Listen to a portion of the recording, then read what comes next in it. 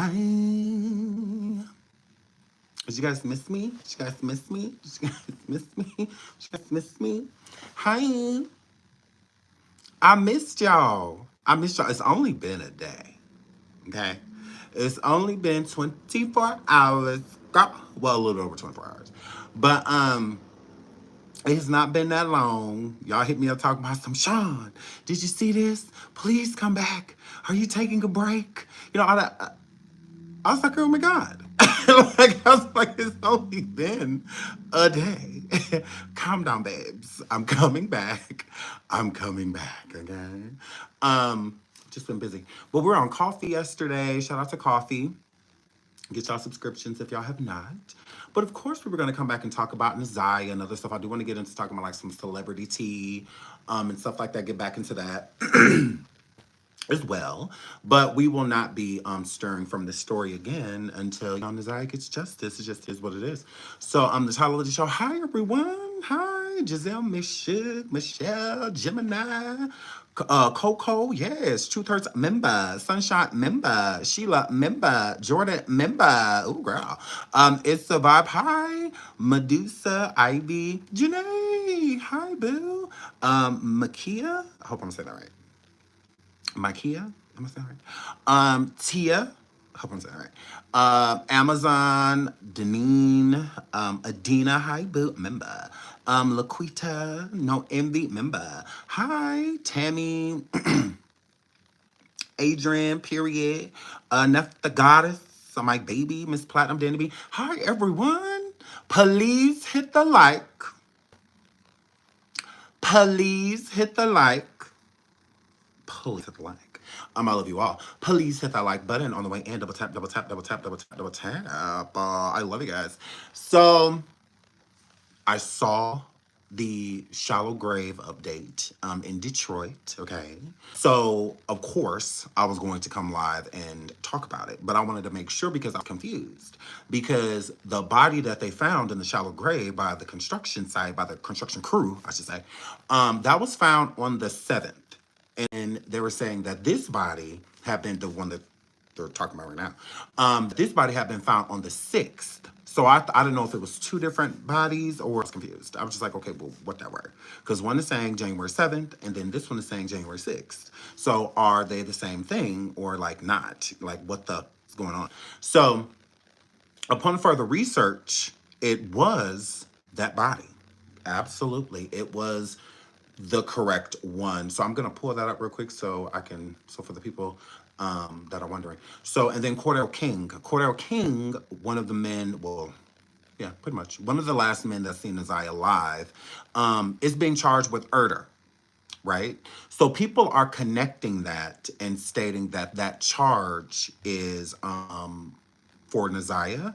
And from what I gathered, it wasn't. But again, I don't know everything. So I was like, okay, that's interesting. Let's look into that. So we're gonna talk about that too. And we're also gonna play Cordell's testimony in court against Jarvis about NaZiyah.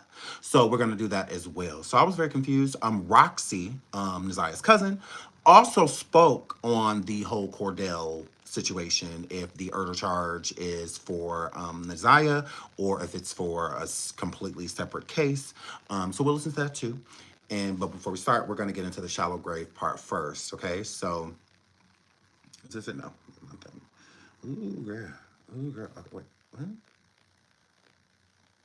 Girl, I just, whatever. I'll just go back and grab it real quick. I mean, I already have it, but I don't feel like looking for it. So, yeah. So we'll give you an girl. We'll give you an update on the shallow grave. So if you didn't know, on the 7th in Detroit, there was a body found in a shallow grave.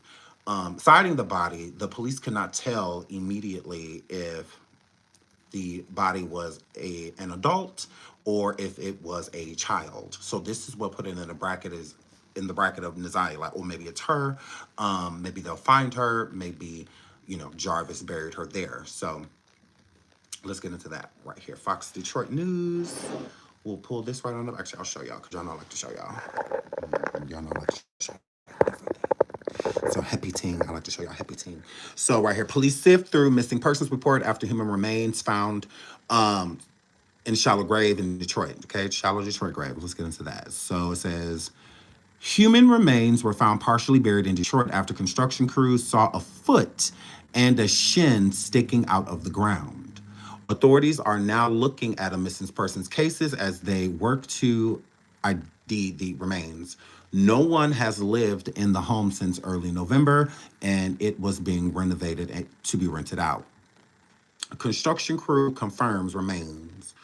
Workers were at the home in the 19700 block of Whittingham near Otto Drive, renovating the house when they found the remains buried in the shallow grave around 1 p.m. Now, again, if you paid attention to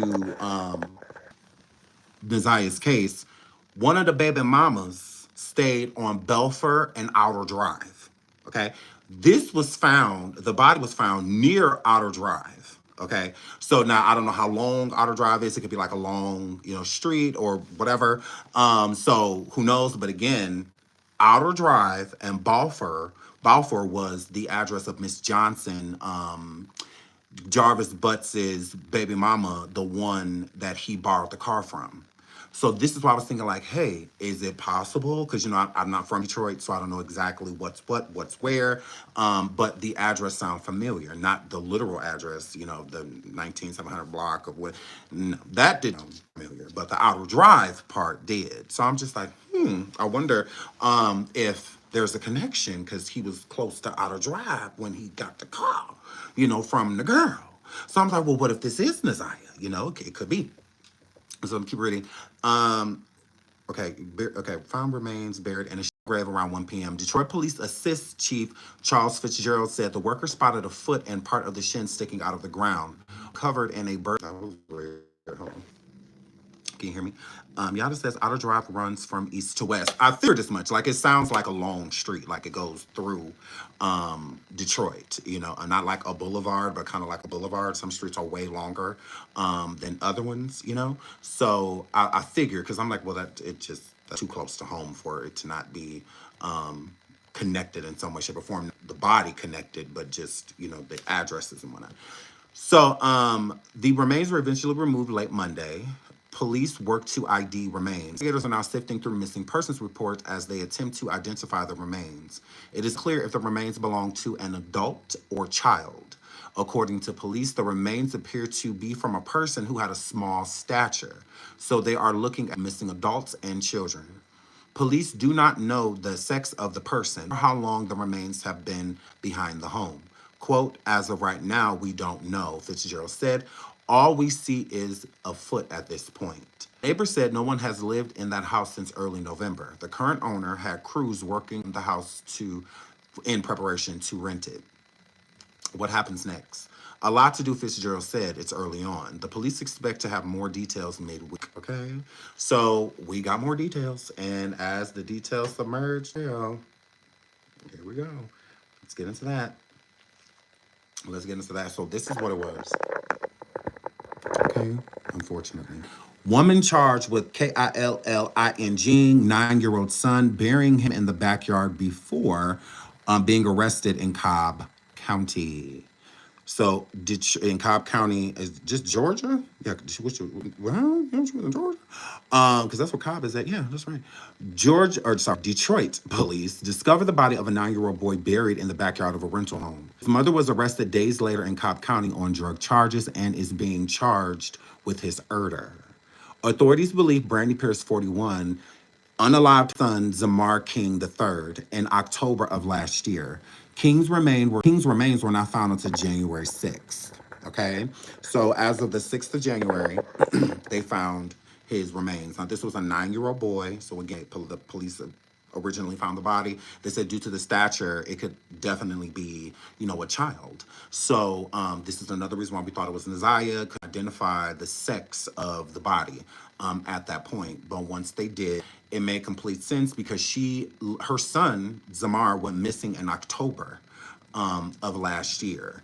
And And I'm assuming she moved out like not too soon after that because the neighbor said had rented the home or been in the home since November, and she was the last tenant in that home. So, girl, let's get into it. He was buried behind a garage at a rental home where Pierce lived with him and her other son, said to be 3 years old. The cause, according to the medical examiner, was smothering and neck compressions. Wayne County, Michigan prosecutor Kim Worthy said in a news conference it is alleged that she purchased a shovel. She bound him by tying his hands and feet together and dug a hole in the back of the house on him where she had been living for a short time. Sources tell WXYZ that Pierce moved into the home early in September 2024. A neighbor who did not want to be identified to WXYZ reporter and recalled a conversation she had with Pierce in early November. She said something was wrong. It was a month after police said King was murdered. As a woman, I'm looking like, are you okay? She's like, yeah. And then she would stand there and walk back. So maybe there was something wrong with her. I don't know. Or maybe she was dealing with the issue, what she did, the woman said. Sources tell WXYZ that the landlord went to the home to do some 2 days before Thanksgiving and found the home vacant. So she didn't even like him properly. She just disappeared, type of situation. And again, in November, which is Thanksgiving, when he came to do some maintenance at the home, he noticed that it was vacant, that nobody was there. All her stuff had been moved out.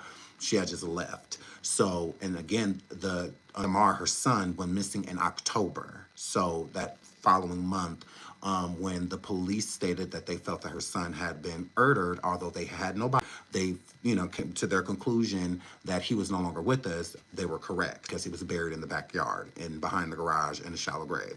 And the construction crew found the body because his leg from ankle, pretty much foot to shin, was sticking ground. So that's how they found him. Crazy, your own son. You do this too. That is insane. Pierce took her 3-year-old son with her to Brookhaven, Georgia, where the boy is now in foster care. Pierce was arrested in Brookhaven and charged with first-degree cruelty to children on December 20th. She was arrested again on January 10th in Cobb County and charged with possession of a controlled substance and theft. She has been charged in Michigan with first-degree premeditated murder, felony murder for first-degree child abuse, tampering with evidence, and concealing the death of an individual. Pierce will be extradited to Michigan. Quote, I have been a prosecutor a long time, and I often say that I have seen it all. The horrors of this child abuse case defy that. The alleged actions of this defendant are among the most callous I've seen and hope to never see again. Worthy said. Let's get into this. Okay. By police and prosecutor. Be quiet. Shut up. Okay, so I'm gonna show y'all this. Please hit the like. Please hit the like. Please hit the like. Okay, so this is the news report of this situation. Say they've solved the mystery. You might remember it was just a few weeks ago when police found human remains at this home on Detroit's west side. And now they believe that those remains are those of a 9-year-old boy and his mother. This woman right here, 41-year-old Brandy Pierce, is charged with his murder. Let's get out to Sean Lay. He's live in that neighborhood tonight. And Sean, Prosecutor Worthy is calling this case the hellest she's ever seen. Truly. So we want to get to the details of this horrible case first and then listen closely to the reaction we are getting from people who know this mom. I have stood at this podium many, many times and talked about how horrific, tragic, and shocking certain cases are. Each time I think there are some future alleged facts that could be worse than what I'm talking about at the time. Knowing all the while, though, that there's always a worse set of facts on the horizon. And those set of facts are sickening. Another child murdered, 9-year-old Zamar King, allegedly at the hands of his mother, 41-year-old Brandy Pierce. Just telling me Pierce put her little boy into a chokehold, killed him, and buried his body back in October. It was so that's where the smothering comes in. She locked him in a headlock until he was no longer breathing. And that is how he passed. January 6th, a child's foot was seen sticking out of the ground on the side of this home on Woodingham. Wayne County Prosecutor Kim Worthy was... It's alleged that she purchased a shovel. She bound him by tying his hands in together and dug a hole in the background of the house on Woodingham, where she had been living for a short time. She then put him in this hole and covered him. Once Zamar's remains were identified, his mother was found being held in Cobb County, Georgia, on drug and theft charges. This case is rather shocking. In my 27-year career, I don't remember seeing anything like this. That grave is still there. People who knew the mother walked up to see that grave with me. That's awful. That really breaks my heart because I got a 9-year-old at home and I can't imagine a baby being in that hole. I've got 8. That's a lot. It is a lot. In fact, we've backed off of that house in that area on the west side. The grave is open there. It is just too disturbing to be near and look at. That's what people are telling us there tonight. More reaction from this at 6 o'clock, guys. But as far as Pierce goes, the mom, she's in Georgia, brought back here to face those murder charges and child abuse charges. She has a 3-year-old who is safe in foster care tonight. We're live downtown tonight. Sean Lee, Local 4. So difficult to wrap our minds around those details. Sean, thanks. Absolutely. So there was an update on it. I do want to play, I believe I have the press conference on that. Please hit the like, please hit the like, please hit the like. I believe I do have the short press conference that they did. Listen. Okay, trigger warning. Trigger warning. Please hit the like, please hit the like, please hit the likes. A little bit more information on it. I have stood at this podium many, many times and talked about how horrific, tragic, and shocking certain cases are. Each time thinking there are some future alleged facts that could be worse than what I'm talking about at the time. Knowing all the while, though, that there's always a worse set of facts on the horizon. Well, that day has come again. So I want to talk about a case of a young boy named Zamar III. The alleged facts in this case are that we are announcing today. On January 6th of 2025, the Detroit Police Department was notified and summoned to a house on Woodingham in Detroit. They had been contacted by the landlord that owned that house. When he went to that house, the landlord contacted him when he went to that house to prepare it for a new tenant. Then he called the police because he found a shallow grave in the backyard of the home on Woodingham. The police were shown that grave where a human foot was sticking out of the ground. The foot was believed to belonged to a small child. After an extensive investigation by quite a few agencies, and the chief will talk about that in a minute, the buried body was discovered to be 9-year-old Zamar King III. That the mother of young Zamar was 41-year-old Brandy Pierce. It's alleged that she... So we're back at square one when it comes to NaZiyah and her body. Again, that was not her. This was Zamar. But we are going to keep listening. So it was Zamar, not NaZiyah. Very unfortunate. I was hoping we can get some closure and cause a passing of NaZiyah. But as of right now, still at the bulletin board. So she's still out there. And that the cause found by the medical examiner was smothering and neck compression. So I want to just further go ahead and tell you what other facts about this case. It's alleged that she purchased a shovel. She bound him by tying his hands and feet together and dug a hole in the background of the house on Woodingham, where she had been living for a short time. She then put him in this hole and covered him with dirt. That after killing her son, she and her other son, who was 3 years old, moved to Georgia, Cobb County to be exact. It was determined that this, in fact, happened sometime in October. How do you just, like, take your child's life, bury them, and then just, like, it's like, what is going on in the world? What, and then, but she was clearly harming out before that, so it wasn't just that, I think maybe she just got too angry that day. That's why you shouldn't hit your kids, because we don't know our limit at times. Sometimes, and then when you're hitting someone out of anger, like when you are angry, you don't know your own strength. So, but to put him in a headlock, it's like, why? Why was he put into a headlock at all? Even if he was being defiant, anything like that, I could see just like joking around, put him in a headlock or something like that. But it's like, no, you legit, you had every intention of ending his life putting him in a chokehold. It's different pushing someone and they hit their head, you know, or something like that. You have an item in your hand, you're angry and you're pointing it as you're talking, and you may have thrown it by accident, you know, something like that.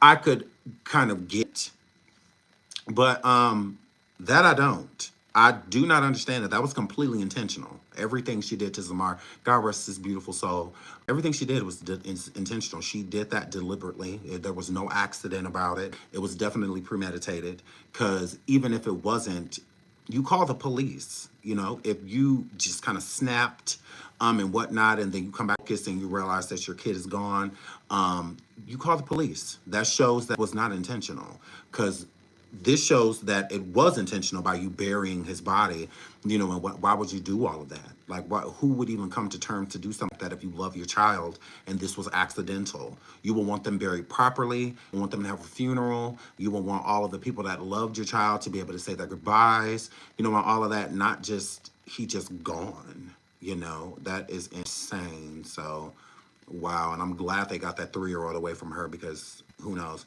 Did they have the same father? That I'm not sure of. I've seen that in the chat. I'm not sure if they have the same father.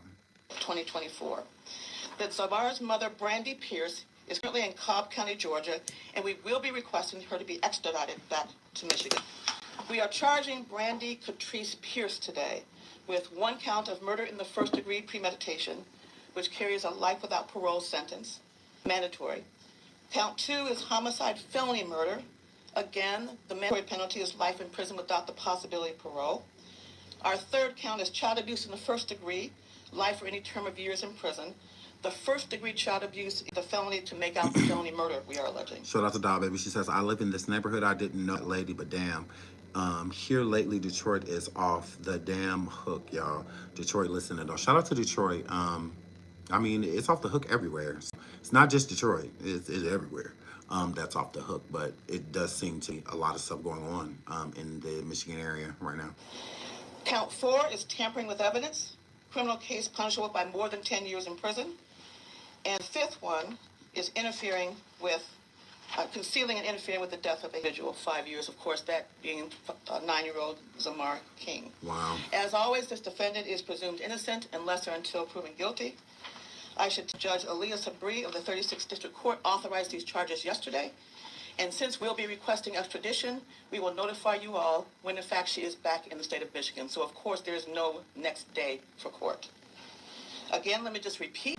These charges and allegations are... So they're trying to extradite her as soon as possible. This was done yesterday. So they're trying to get her back to Detroit ASAP. Please hit the like. Please hit the like. Please hit the like. Thank you to everybody who already has 182 likes. I would appreciate that. We can keep that going. Over 400 people in the building. I would definitely love that as well. Serious. They're deadly. They're shocking. Every platitude that you can think of. But again, Miss Pierce is still presumed to be innocent unless and until guilty. So I'm going to have the chief say a couple words to you, and then we'll answer some questions for you if we can. Thank you, Madam Prosecutor. As Madam Prosecutor said, this case is rather shocking. In my 27-year career, I don't remember seeing anything like this, but I just want to thank, of course, Madam Prosecutor. I want to thank our law enforcement partners and everyone who helped out with this. The FBI was instrumental. Michigan State Police was instrumental in helping as well, along with Cobb County and DeKalb County in the state of Georgia, their attorney's office. And I just really want to express how proud I am of the hardworking men and women of the Detroit Police Department who helped the case to where it is today with these charges. I want to thank, of course, of our Major Crimes Division, the Commander Rebecca McKay, Captain Marcus Thurkill. Yes, her 3-year-old son is in foster care in Georgia. Thank God. So, yeah, he is away from her. He absolutely is. He's in foster care down there. Hopefully fam or somebody can get him. But, yeah, he's in foster care down there right now in Georgia. He was born in Michigan, but she was in Georgia. So that's where he is right now. And Ashley Peterson, Detective Kelly Lucy, who is here with us, Detective Johnson, and then the officer who is leading the case, Officer Isaac Yamas, and the members of the Western Squad. The Detroit Police Department works relentlessly on behalf of victims, and we are confident that there will be accountability for this. And as Madam Prosecutor said, of course, everyone is presumed innocent until guilty. No, she is she guilty as hell. She is guilty as hell. So again, rest in peace to Zamar. You know, very sad situation. Very sad situation. Police at the like, police at the like. Now we're gonna slide back into NaZiyah. One thing I do want to pinpoint is how law enforcement and the family were aware of what was going on with NaZiyah before this happened with this. Okay, so this is the one thing that before we move into Roxy and the King, his murder charge, let's get into this. That's important to hear. Again, rest in peace to Zamar. We love you, poor guy. That it's just horrible. That is horrible, but you know he will get justice. So thank God for that. Right now, Jarvis Butts is awaiting trial for the murder and sexual abuse of NaZiyah Harris. After listening to days of testimony last month, a judge called Butts a murderer and said that opportunities to protect the 13-year-old girl were missed. Tonight, the 7 investigators are revealing years of warnings that preceded Butts' alleged crime. Years. That family members say were years of warnings. Years. Made to Children's Protective Services that could have saved Hold on, talking about Zamar. Zamar was 9 years old, if you're talking about Zamar. NaZiyah's life. That's what 7 investigator Ross Jones has uncovered. You look at that face, and you do not see the horrors that she had gone through in her short life. The exploitation, the molestations, the sexual abuse, and the pregnancy that she was conceived. Years before Jarvis Butts would be charged by Wayne County's prosecutor, accused of killing and sexually abusing. He is 41. If you're talking about Jarvis Butts, I believe Jarvis is either 41 or 42. But I think he's 41, I think. 13-year-old NaZiyah Harris. Harris's own relatives say they saw the warning signs and told anyone who would listen. So at that point, I said, this is too much. I'm calling CPS.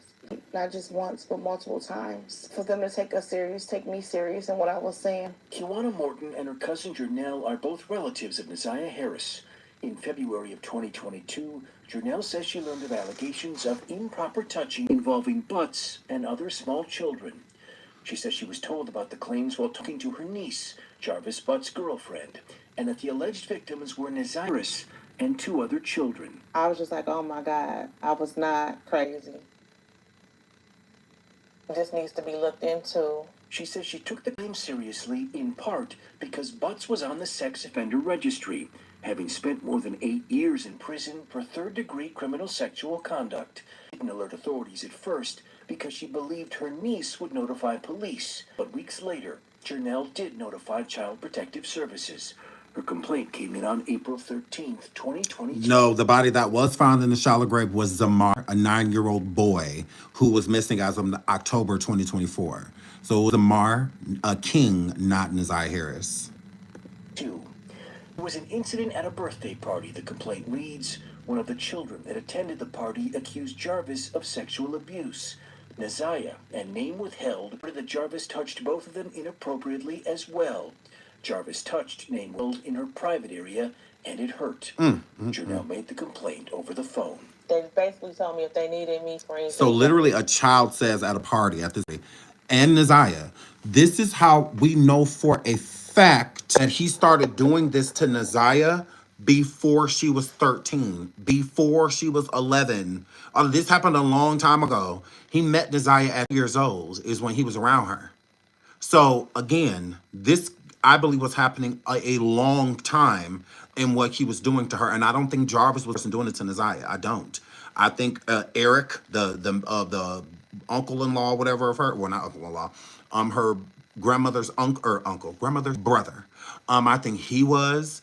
And I also think that Jarvis was too. And I think with NaZiyah, it started at a very young age. I think NaZiyah was really young, and I think it continued all the way until she was 10. So I don't think that it started at 11. I think it started before that. Maybe when she was like 5 or 6, or something like that. I don't think he started like maybe at 2 years old. No, I think he needed to gain the family's trust more before he started, infiltrating and doing these things. Because you have to facilitate some type of trust so that they will, you have to be alone doing it. But he's so bold with it that he's doing it in public at a birthday party and trying to sneak, and touch these girls, their private parts, their private areas, and why wouldn't it hurt? So I'm assuming some type of finger contact, or some using his hand and hurting them. Like, you're a grown man trying to penetrate little girls with your fingers and stuff. Like, what the fuck wrong with you? Like, are you serious? So her aunt, I think it's her aunt, Jernell. I think this is Jernell. She reported it, that these young girls came because NaZiyah did not say anything. Notice that. In the reports that have been done about this situation, NaZiyah and Jarvis, even the witnesses that came forward to state that young girls in the family that came forward and stated that Jarvis, tried to do certain things to them, and some of them said no, and then some of them he actually, was successful in, harming them, essaying them. NaZiyah never came forward and told anybody. So no one could say, NaZiyah told me that Jarvis did ... because she never said anything. This is why I think it started at a very young age, and whatnot. I don't think that NaZiyah had any intention of telling anybody what happened. I think it would have took her to get older for that information to finally come out and her say what had been going on. I don't think she was ready to say something, and the reason why is because she truly thought she was in a relationship with Jarvis.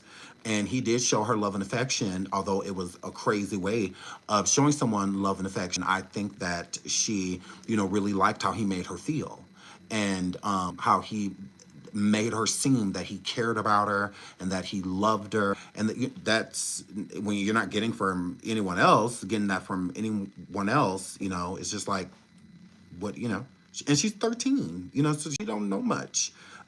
She ain't lived long enough to experience enough to know what was going on with her. I think she had an idea, but I don't think she knew. Because, again, she didn't tell anybody. No witness came forward and said, NaZiyah told me. Nobody. So, as far as we knew, NaZiyah kept it between her and Jarvis. So, I've been trying this for a very long time. 100%. Yeah, it's very sad. Very sad, those poor girls. Very sad. But let's keep listening. Else they would reach out. The next day, Jernell would receive a text from her niece, Butt's girlfriend, confirming that CPS had contacted her. CPS called me, the text reads. They called about the well-being of my kids. Then they called back to get Jarvis info. A CPS spokeswoman would not tell 7 News Detroit if investigators ever called NaZiyah Harris after receiving the complaint. But we do know it wasn't the only complaint filed with CPS. So there is proof right here that the family did file complaints against Jarvis when they heard these things about NaZiyah. This is why I question why nobody went to get NaZiyah. Like, why not go and get her? That's what I'm confused by. It's CPS, I'm not saying that they didn't drop the ball here, because they absolutely did. CPS dropped the ball. But CPS is overwhelmed. There are thousands of children that need placement. This is why the family is so essential. This is why the family matters so much, because you make it happen. You make it happen. You let me know that certain things are going on with my family like that. I'm getting them out of there, even if I have to do it myself. If I have to keep going down there and reporting it, if I have to go down there to the police department, all of that, filing reports on it, make it real. Make them know that something is going on. Just filing a report is not enough if the child is still in that event. So why would you just call CPS, make this complaint, or call the family member and tell the family member to call CPS to make the complaint, but you leave NaZiyah where she is, knowing what's happening to her? Like, no, make it real. Make Annette move. Make her, when I say make Annette move, make her feel like she needs NaZiyah to somebody else and whatnot, because clearly she's not doing the right thing if Jarvis is still around this same perpetrator. So hello, what's changing besides you told CPS, good start, because that's where you start. But NaZiyah should have been removed immediately. Because that's why everybody has these shoulda, coulda, wouldas now. Now everybody wish they would have did more, or wish they could have convinced NaZiyah to come and stay with them. And you could have done those things, because you didn't. Like, that's the thing. None of these family members are coming forward. Like, I went and took NaZiyah out of that house. I tried her to stay with me. She would not stay. She kept running back to her, running away from my house, back to her grandma's house. The grandma had the police over here trying to get NaZiyah to come back, but I let the police know what's going. Nobody's saying anything like that. So again, it's great that the family did file, CPS charges and get CPS involved. That is great. I have nothing negative to say about that. But things should have been done after that because she's still around this person. It's not like Jarvis was in jail. Y'all filed the report with CPS like now. Like he's in jail and y'all filed with CPS. Then okay, cool. Then I can see y'all kind of just sitting back and allowing, you know, CPS to actually get involved. But there's no, because NaZiyah didn't need to be around anybody in that household. She doesn't need to be around Annette. She didn't need to be around Shannon. She didn't need to be around any of those people. So with Jarvis being gone, she still would have needed to be removed. Because again, the same perpetrators, because all it would take is another man around. Because you can't trust Shannon's judgment when it comes to men. She's been with this dude since she was 19 and had 5 kids by him, knowing everything that she needed to know. He assaulted one of his own children. So clearly, her decision-making skills are not the best. They're not. Her, Annette's brother allegedly SA'd her when she was younger, how she had her first child, allegedly. So why would you even let this same man, because he was around NaZiyah. He was putting NaZiyah on his lap, all of that stuff, kissing her. You know, this is you know, like, no, he shouldn't be near this girl at all. It don't matter if they're family. That does not matter, because a lot of black people got that real bad, that because they did nothing to them or they was accused of doing it elsewhere that they won't do it. Yes, they will. It's a sickness.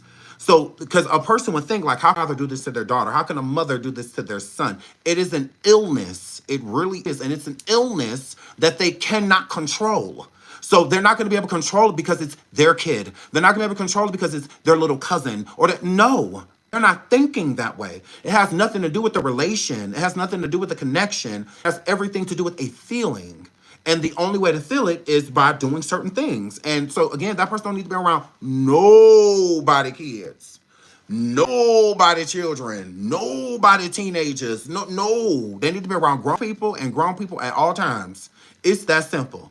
But you can tell Annette, because people say that Annette ran a tight ship. Because Annette may have had the house cleaned up or them clean, because Annette may have, you know, had certain structures to where if the kid is acting out, they should get them in line and things like that, does not mean that she should be raising children. It does not mean that. It does not mean that she was a good grandmother, because a good grandmother would have never let this type of happen to NaZiyah. So that's why y'all, with the family members that have came forward, like even NaZiyah's brother Navir, saying that his grandmother is a good woman. No, she's not. If your grandmother was a good woman, your sister would still be alive.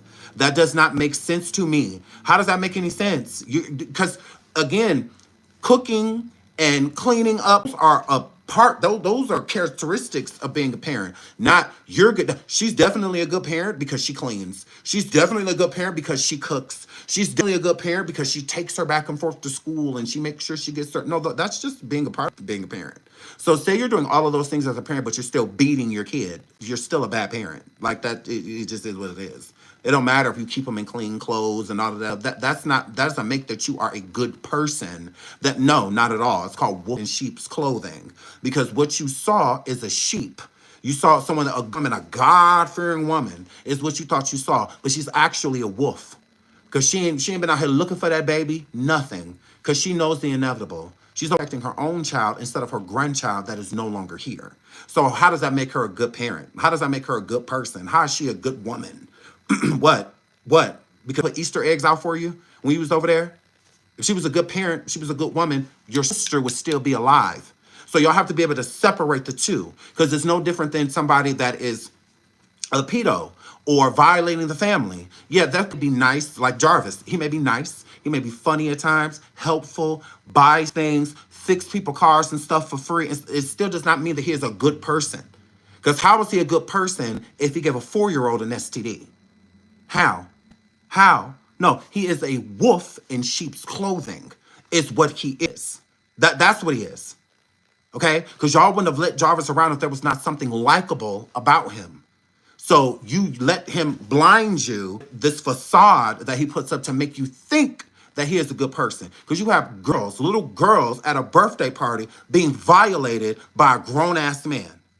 By a grown man, overgrown man. Hello? What about that makes them good because he changed your oil before you got there and he ain't charge you nothing?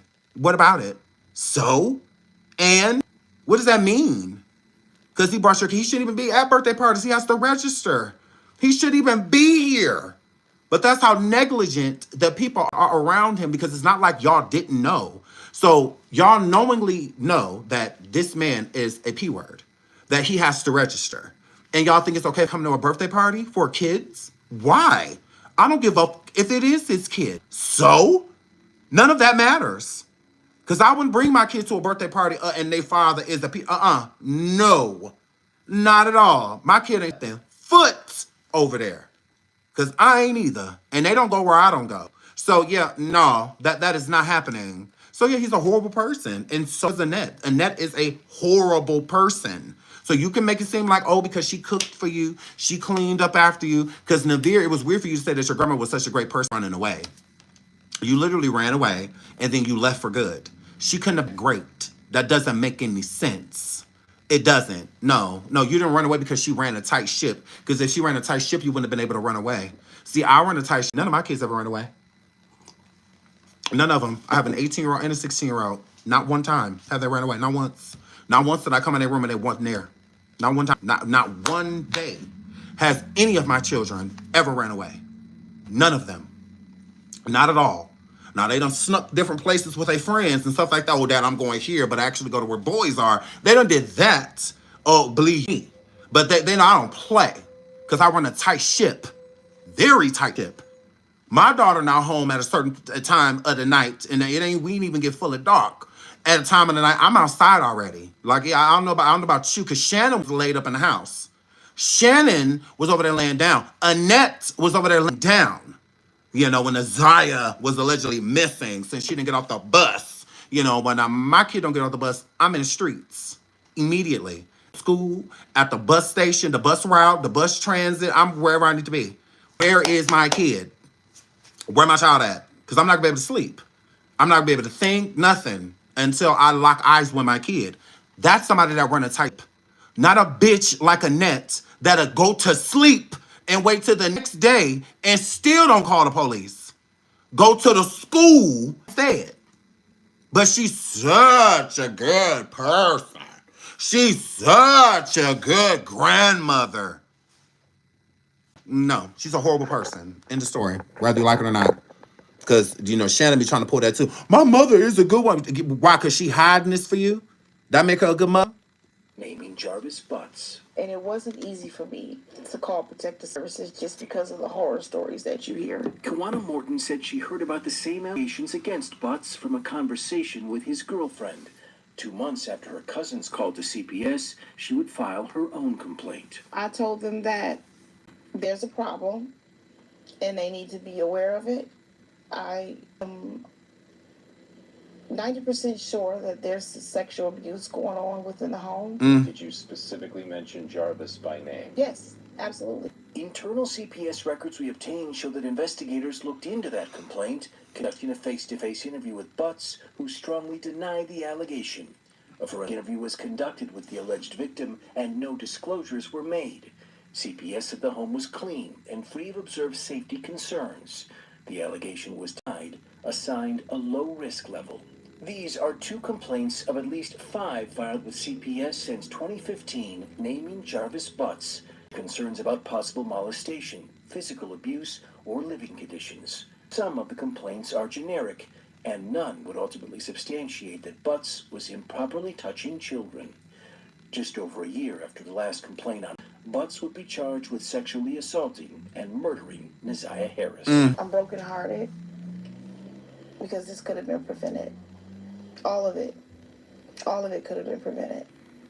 But by all of you though, that's the annoying part, is that, like, as family members, I understand that they are blaming the people that are literally responsible, with Ned, you know, and Shannon and people like that. But it takes a village, so everyone is responsible. My right hand of God, if anybody in my family called me right now and told me that a niece, a nephew, a cousin, or anything like that of mine was being SA'd, or is a high probability that is going on, I am getting involved. I am getting involved so that I don't have to shoulda, coulda, woulda, like all of y'all are, saying that this could have been prevented, this could have been prevented, this could have been prevented. All of you could have prevented this if somebody would have stepped in and showed NaZiyah that y'all loved her, instead of waiting until she's gone to have to sit here now and say how much y'all love that girl. It's weird. You get involved immediately, because then when you get involved, the person that it's happening to knows that you're doing it because you care about them, not because you're trying to make their life difficult. That's their life already difficult. It already is. I can offer you a safe place, some solitaire. I can offer you that. And it don't matter if you're raising kids. I don't care. I got 4 kids. If I have to take in 2, 3 more, I will. So that I can sleep with a clean conscience. I go sleep knowing they with me. Ain't nothing gonna happen to them. I'm gonna make sure they eat. I'm gonna make sure they good. I'm gonna do all that. I'm gonna do all that. Ain't nobody gonna touch them. Nothing.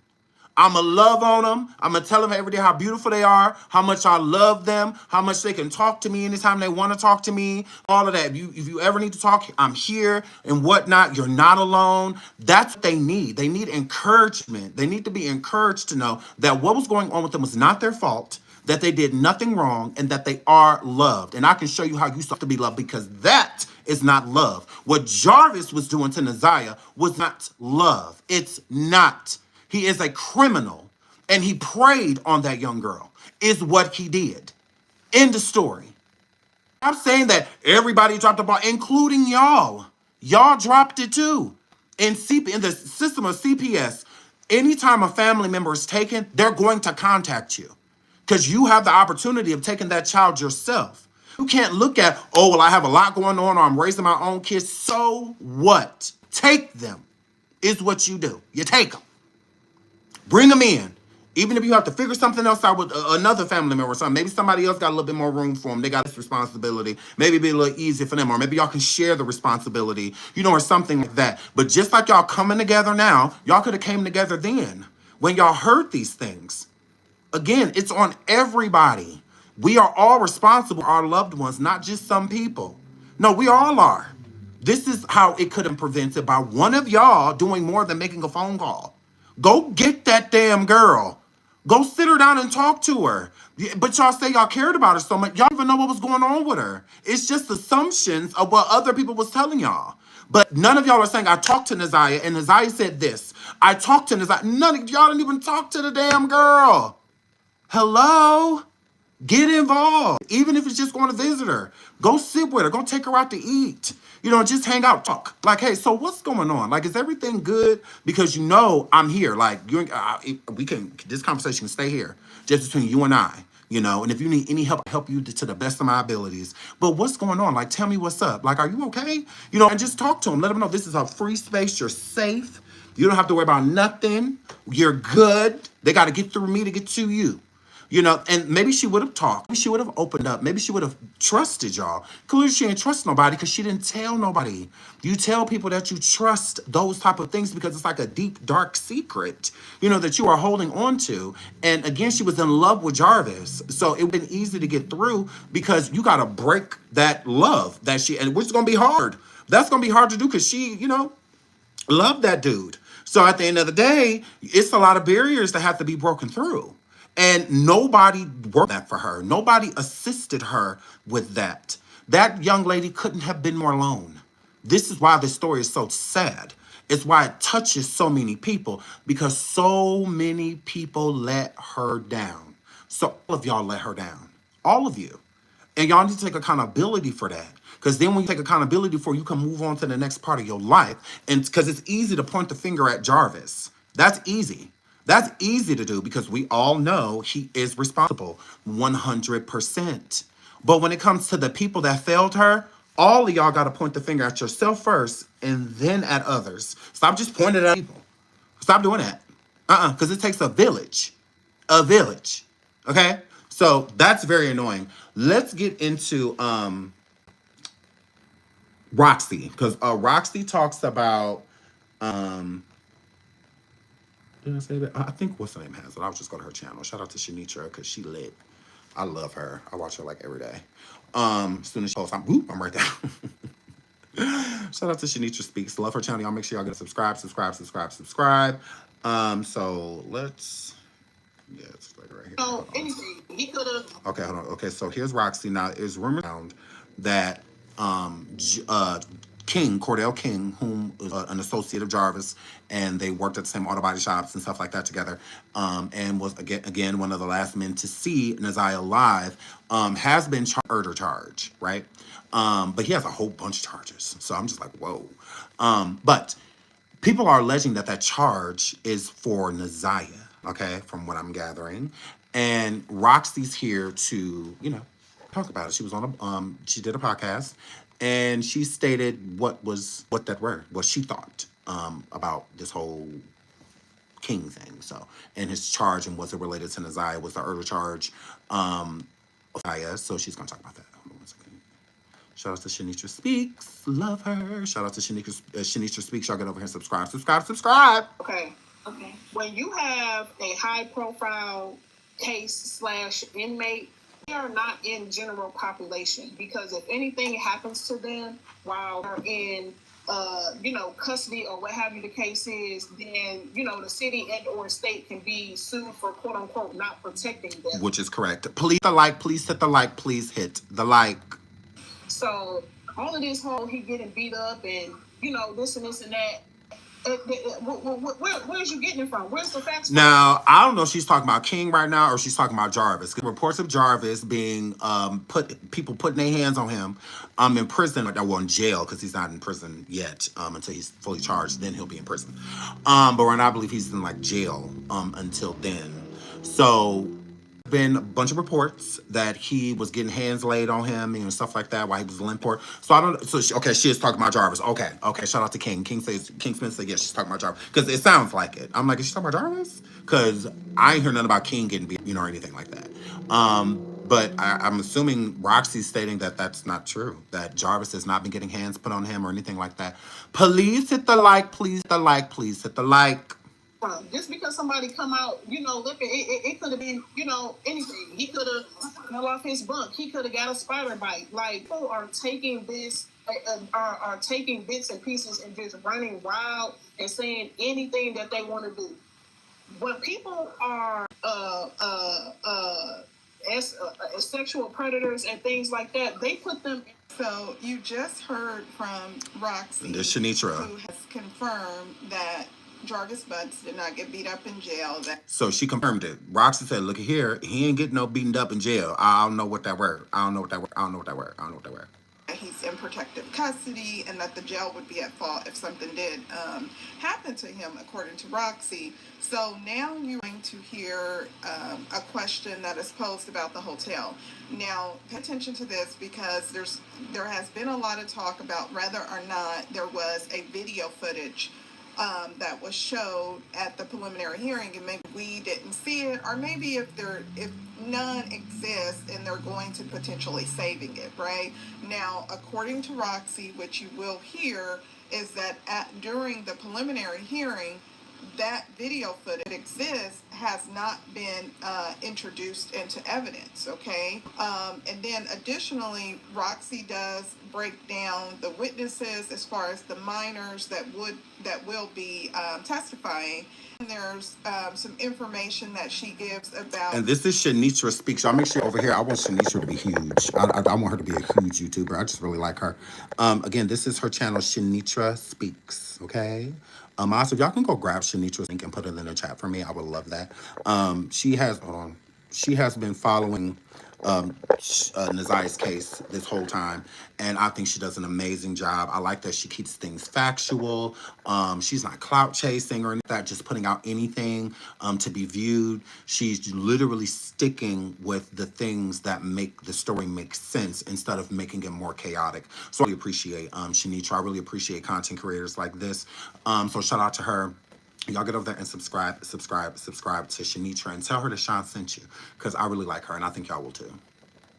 Jarvis Butts family dynamics. What are your thoughts about Jarvis Butts being beat up? Is it your belief he's in protective custody? Would you agree with that? Or do you think that there's a possibility that, given how high profile this case is that he could potentially have been, beat up? There was a Facebook post that was circulating online at one point from an inmate that says he was there and that he knows that Jarvis was not beat up, and that is also on my page in one of the videos. So an inmate came forward, he did, and confirmed that Jarvis is not being beat up in jail. Like, I was like, what? No, where y'all getting that? But he is not getting in jail. I think this is another reason why Roxy separated herself from 7 Mile Media. No tea, no shade. I do think that it was just like waste stuff coming from over there. And some of it had truth to it, and some of it just didn't. Like, it just wasn't real. And I feel like Roxy felt like her name was being stamped onto that. And it would also force the other family members to isolate her due to dealing with certain people. Because again, where's all this stuff coming from? Like, who's saying all this stuff, you know? So I think she separated herself from them for multiple reasons, but there was a lot of drama and scandals coming from over there versus to trying to find NaZiyah and figuring out where she may be or what actually happened to her on that day after she got off that bus. I think it became more so of like a circus than trying to get to the truth. What are you guys' thoughts about potentially being beat up in jail? And then let's go ahead and listen to the other ones. The kids that is testifying in the case, are they like related to her, or are they like family friends, or are they just separately from? One of them that testified is NaZiyah's cousin. One is unrelated. The other is his daughter, and the other is unrelated. So one was his daughter, which is crazy. Another one is unrelated. Okay. All right. Well, yeah. All right. Thank you. So pretty much only like 2 people that testified are related. I would have remembered him specifically, but there was no chains on the refrigerators when I was there, and there was a lot of other. And did y'all see that Shannon had posted that? Shannon posted, since you all seem to be struggling with this concept, let me help you clarify. And I remember seeing on live that when NaZiyah was at home, locks on the refrigerator, right? So Shannon put up a post, I believe it's on Facebook. And she says, since you all seem to be struggling with the concept, let me clarify. State law, personal refrigerators can have locks and chains as long as children can access their fridge at all times. Good morning.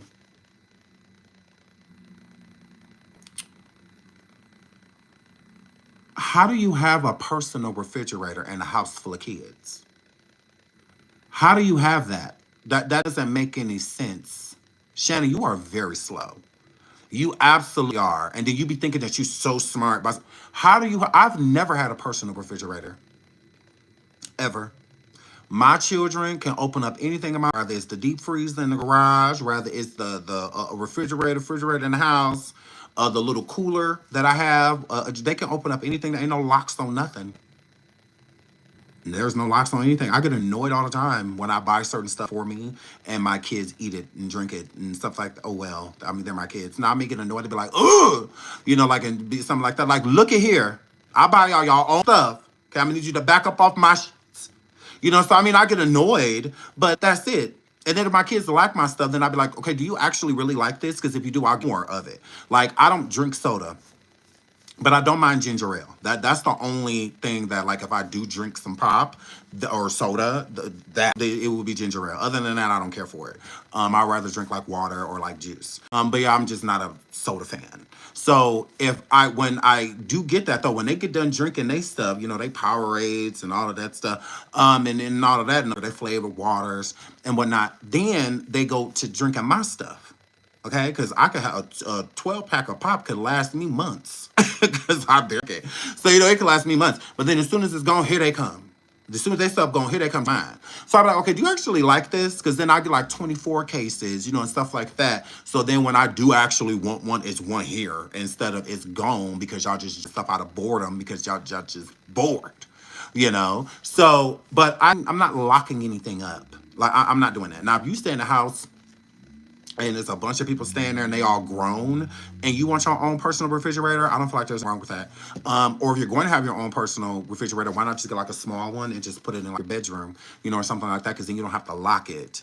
But kids walking around and there's refrigerators, that look crazy. Like whenever you get through, it's too many kids there for you to be locking anything. You got 5 kids yourself, then NaZiyah's there, you know, like, yeah, you can't make that make sense. But I mean, I guess, I mean, if you want to try to make it look like, oh, well, that what you need a personal refrigerator for? Like, for what? You got 5 kids. saying that there were no change. Like the food stamps ain't filling up all of the refrigerators. Like, hello, Shannon. Hello. Stop spending cash on your personal refrigerator. No, food stamps was what's filling it up, and you get them for your children, not you. You get a little piece for you because you wouldn't be getting $600, $700, $800 worth of stuff if it was just you over there. So again, like I'm like, why do you have a personal refrigerator on food? Okay. On the refrigerator either. So I feel like they exposed what they wanted to expose around certain people and certain family members, but like my side of the family that I'm a part of didn't see none of that. Right. And Rosie, I just have a quick question for you. This not to bash you because you came up here, you just spoke your piece, you answered a lot of questions. Yeah, sure. I appreciate that. So when you say you wasn't living in the house, when you look like, did you follow NaZiyah on social media? You looked at like her videos, I didn't know about pictures. any of Did NaZiyah's it ever come to mind to you, like, because you know the videos and songs it was very romantic. It was very like she was romanticizing over somebody. So the thought never came across your mind, even though you wasn't physically there. No, I never seen any of NaZiyah's social media until after she went missing. Wow. No, I agree with y'all in the chat. I don't understand why any refrigerator was locked when you got a house full of kids. I don't get that. I really don't understand why it would be locked. Why? For what? I don't get that. Make it make sense. I have 2 homes, a studio, and I have a house. There's no locked anything. Like that, none of my refrigerators are locked. None of it, even if it was personally for me, I still wouldn't lock it. Lock it for what? If you locking it, that means you're keeping the kids from eating anything that's inside of it. That's what I wear. So again, what? What do you let them eat? Like who cares? Like you buy that much food for yourself, you need your own refrigerator? What? It doesn't make any sense. Please hit the like. 611 people in the building, 304. Thank you so much to everybody who has double tapped that screen. I really appreciate it. If you could please keep double tapping, I would appreciate that as well. Thank you so much.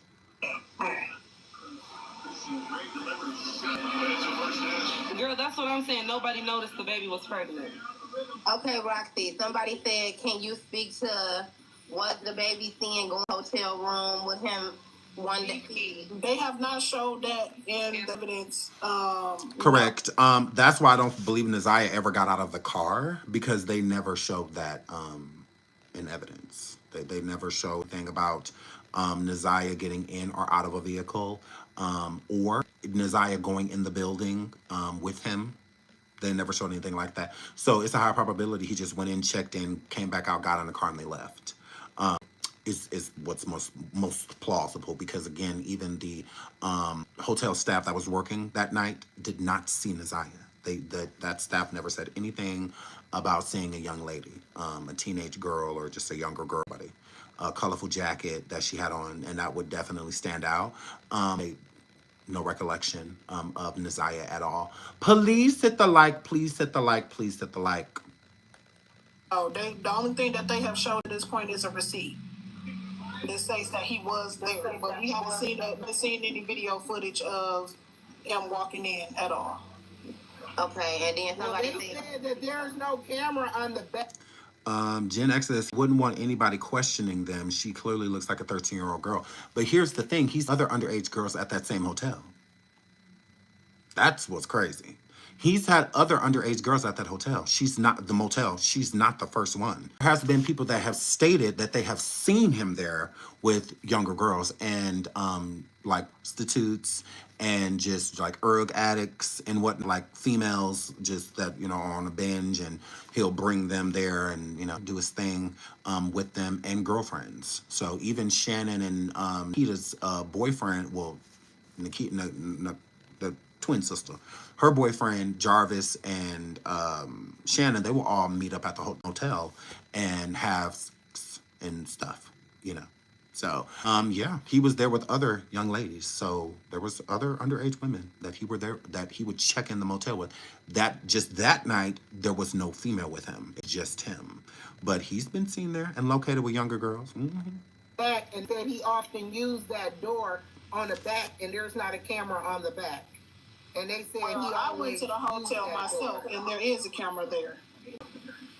Oh, okay. Roxy said there is a camera at the back door. So if he would have went to the back door, they would have got him on camera because she went there herself. She's like, no, I was there. I saw it. I went to the back door. There is a camera. You know what I'm saying? My thing is, I don't think the camera worked. I think the camera works. It either just wasn't recording. Because some people put, you know, like spoof things up, you know, things to like spook a person. So it's like if you see, there's plenty of people that have cameras on their homes and they don't work. Like they're not on, they're not recording, they're not doing anything. It's kind of just like a precaution so that people won't take things or steal things. There's plenty of people that got door cams and the camera dead, they ain't even on, don't even work. They ain't got it plugged up all the way, but they got it there just because that's enough. Like the beware of dog sign is what I feel like the hotel had that camera there for, to make a person less likely to do something illegal. But I do feel like they have a camera in the front because of money. That they don't want their money being sold, stuff like that. So yeah, I think that's why they have a camera up front. But the one back, I think it's more so like a scare tactic. Yeah, I don't think it works. Saying like, let's keep it 100. You know what I'm saying? But she didn't grow up with him. I have had a conversation with her personally. You know, and she to me and apologized to me, which I very much appreciated. She's talking about Jarvis Butt's sister right now. Her doing. And she said that Jarvis Butt's sister did not grow up with Jarvis. People are stating that Jarvis didn't do anything to her because they weren't raised together. Well, is that why? Is that why they stayed away from each other? Because of what he could have done to her? That don't mean he didn't do anything. She hasn't said anything. It doesn't mean that it didn't happen. She just hasn't said nothing. So, I mean, that's still a possibility. Yeah, she said that Jarvis' sister stated that she wasn't raised with Jarvis. And things like that. But she didn't have a relationship with, you know, she told me that, you know, Jarvis left the home that they were in when he was 14. And after that, you know what I'm saying, he never came back and he was running the streets and things like that. But that was really hard for her to go against her brother. You know what I'm saying? Whether they had a relationship or not, you know, she said what's right is right and what's wrong is wrong. And she, you know what I'm saying, I don't know if she had knowledge if he was doing it or not. But at the same time, how could she have knowledge? All of these things were going on and she didn't know about, you know what I'm saying, because she wasn't really in contact or really seeing him, you know, like that. That's just like how she don't even know how many nieces and nephews she has. Right. I really like Roxy. I really do. I don't just like her. I just think, you know, that Roxy is a good person. I just think she would. But I don't want too much time to pass because I want to get into this and I don't want to not be able to talk about this. Hold on, let me pull this up real quick. Okay, right here. Okay, so this is Cordell King Wright. Okay. The associate of Jarvis's, right? The one that has the murder charge that we're going to talk about in just a second here. And there are people that believe that the charge that he has is related to NaZiyah. From what I gathered, it is not. It is from a completely separate case, okay? So this is Cordell Wright, and we're going to listen to his testimony, okay? One of the last people to see NaZiyah alive. He was even at the motel, okay? Now, I don't know nothing about it going in, but he was at least there. Can you spell his first name? Cordell. Right.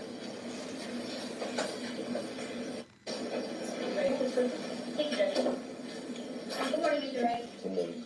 And Mr. Wright, what's your nickname? Hold on one second. And what's your nickname? King. Is that King? Yes, ma'am. Thank you. How old are you? Sorry, I want to do not disturb. Please hit the like, please hit the like, please hit the like. This is Cordell King, y'all. Cordell King Wright. This is him. 37. When's your birthday? 11/17. That's not me. No. As a 37-year-old, why would you be hanging out with a 13-year-old? What is that 37-year-old doing driving around with a 40-something-year-old with a 13-year-old in the back? Like, that's crazy.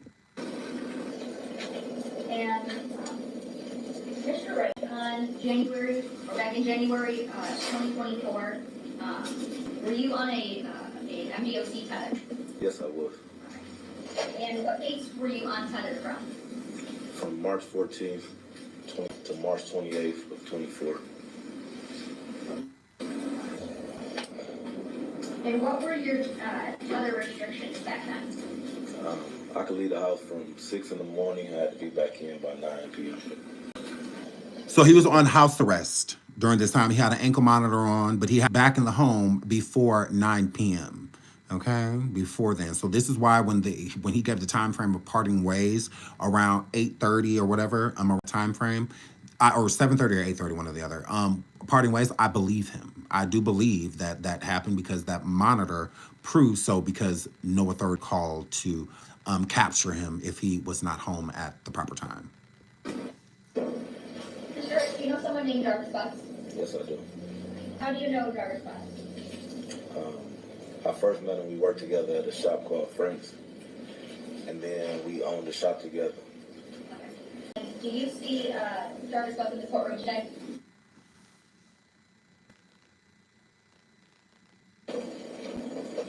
No. Yeah.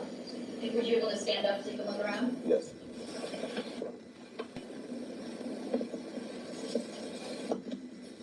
No. He said he don't see Jarvis, y'all. Sorry. You got on glasses, you still don't see him. He said no. No. Yeah. Would you be able to stand up so you can look around? Yes, stand your big ass up.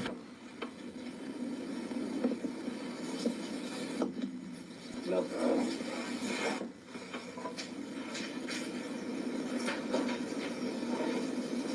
When did you meet Mr. Butts? 2018. And you said you two worked together initially at a place called Frank's? Frank's. Alright. Where's Frank's at? He has a couple locations. He has 7, but the one I met him at was on Warren in Neff. Okay. And what locations of Frank's did you work at with Mr. Butts? Warren in Neff.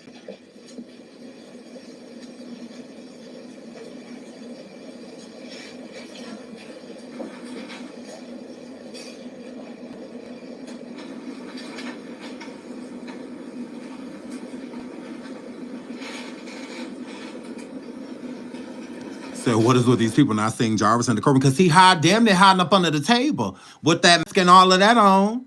Girl, damn near hiding. Yes. Mr. Wright, I'm approaching those proposed exhibits 4, 5, and 6. Can you look at these and tell me if you recognize those? Do you recognize these? I recognize this one. Can you look at all of them, please? This one.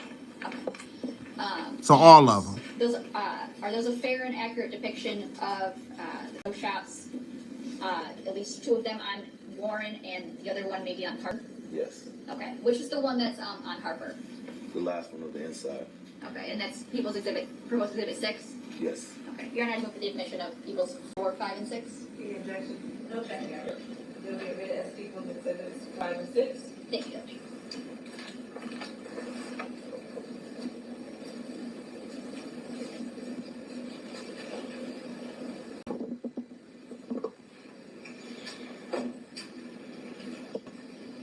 How long did you work at Frank's with Mr. Butts?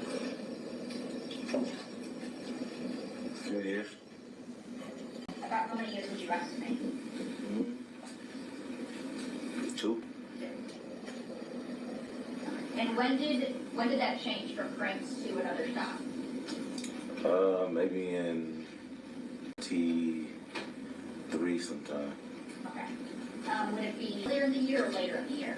Maybe mid, maybe in May. Well, maybe April, May. Oh my God, pick a team. Pick a team. And then where did you guys work? We got a shop together on 9,000 Connor.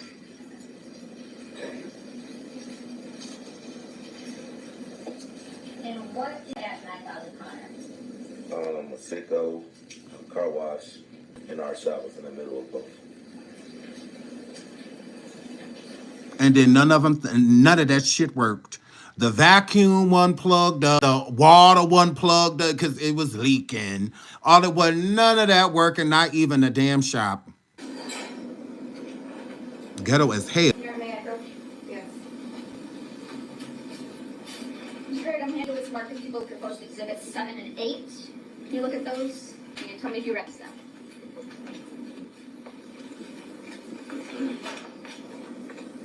Yes, I don't know. Okay. And are those a fair and accurate depiction of your shop at 9000 Connor? Yes, it is. And I'm going to go with the admission that people proposed at 7 and 8. No objection. You'll be admitted as people's exhibits 7 and 8. Thank you.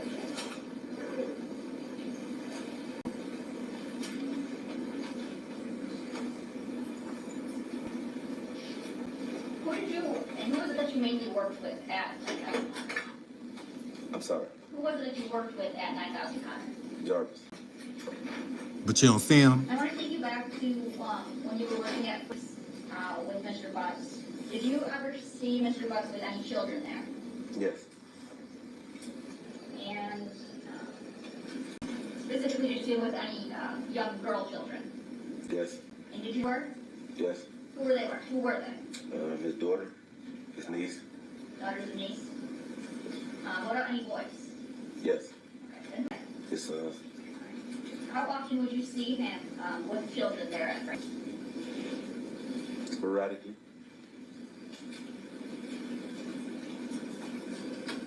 And at 9000. I don't think Jarvis in them for it. I think that he'd fix the garbage disposal or something like that.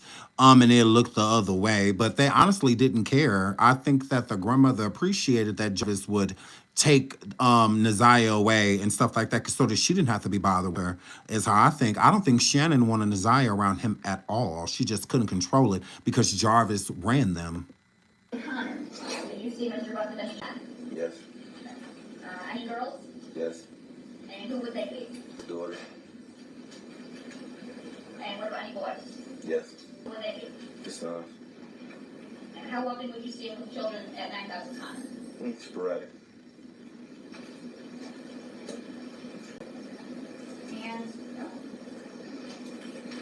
as it relates to the case, it's fair to say that you spoke with Detroit police a few times? Yes, about 4. About 4 times? Okay. That first time that you talked to Detroit police, do you recall about when that was? The first time was the day before Valentine's Day, so like February 13th. February 13th, and is that of 2024? Yes. Okay. Valentines don't have no M in it. It's Valentine, not Valentine's. Alright, and at that time, were you presented with a jail call? Okay. And who was that jail call with? Jarvis. Okay. And who was he talking to? Me. Alright. What was the topic of that jail call? He called to ask would I receive a cell phone out of a truck for him. And were you familiar? But he tried to act like he not involved. Now, the phone was in, I believe, the Cadillac. And that's how the police found the phone, because Jarvis was stupid. That's why I say he's an idiot. Because all calls are recorded. I mean, even the simplest mind knows that all calls in a prison is recorded. So that's how they got the T to go and get the car or the phone out. Because I believe the truck was in the impound, either at the impound or the shop, one or the other. And he sent them where to go get the phone, idiot. And that was his second phone. See, Jarvis has multiple phones. With what truck did you get it from? Yes. What truck was that? It was a Z7 Chevy Suburban. And did you know who that truck belonged to? Yeah, his baby mom or somebody was dealing with.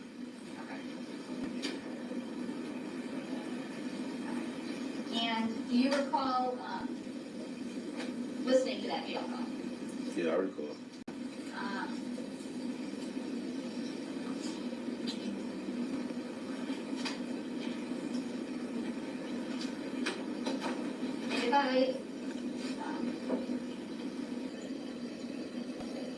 I would move to admit the jail call from, I believe it's February 8th, 2024, between Mr. Wright and Mr. Jarvis.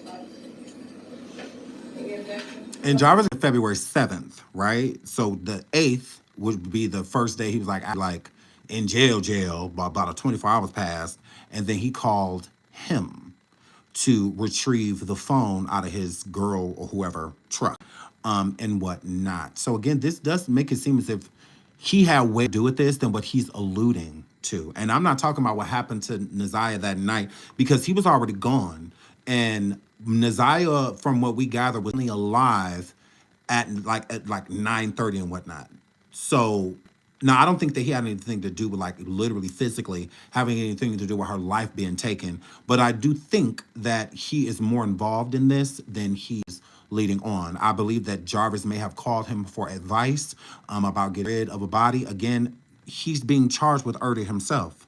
Him, Cordell, the guy right in front of us, he's being charged with a separate murder charge himself. So clearly, he is probably the person that helped Jarvis or told Jarvis where to go bury the body and whatnot. I do believe that he is more involved. I believe he may know where NaZiyah is.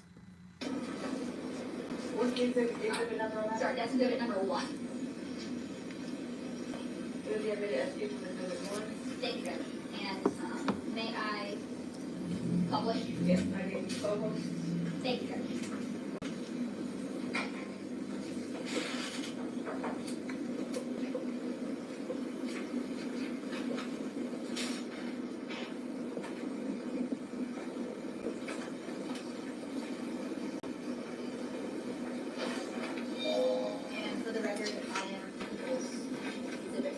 Okay, so this is the jail call. Okay.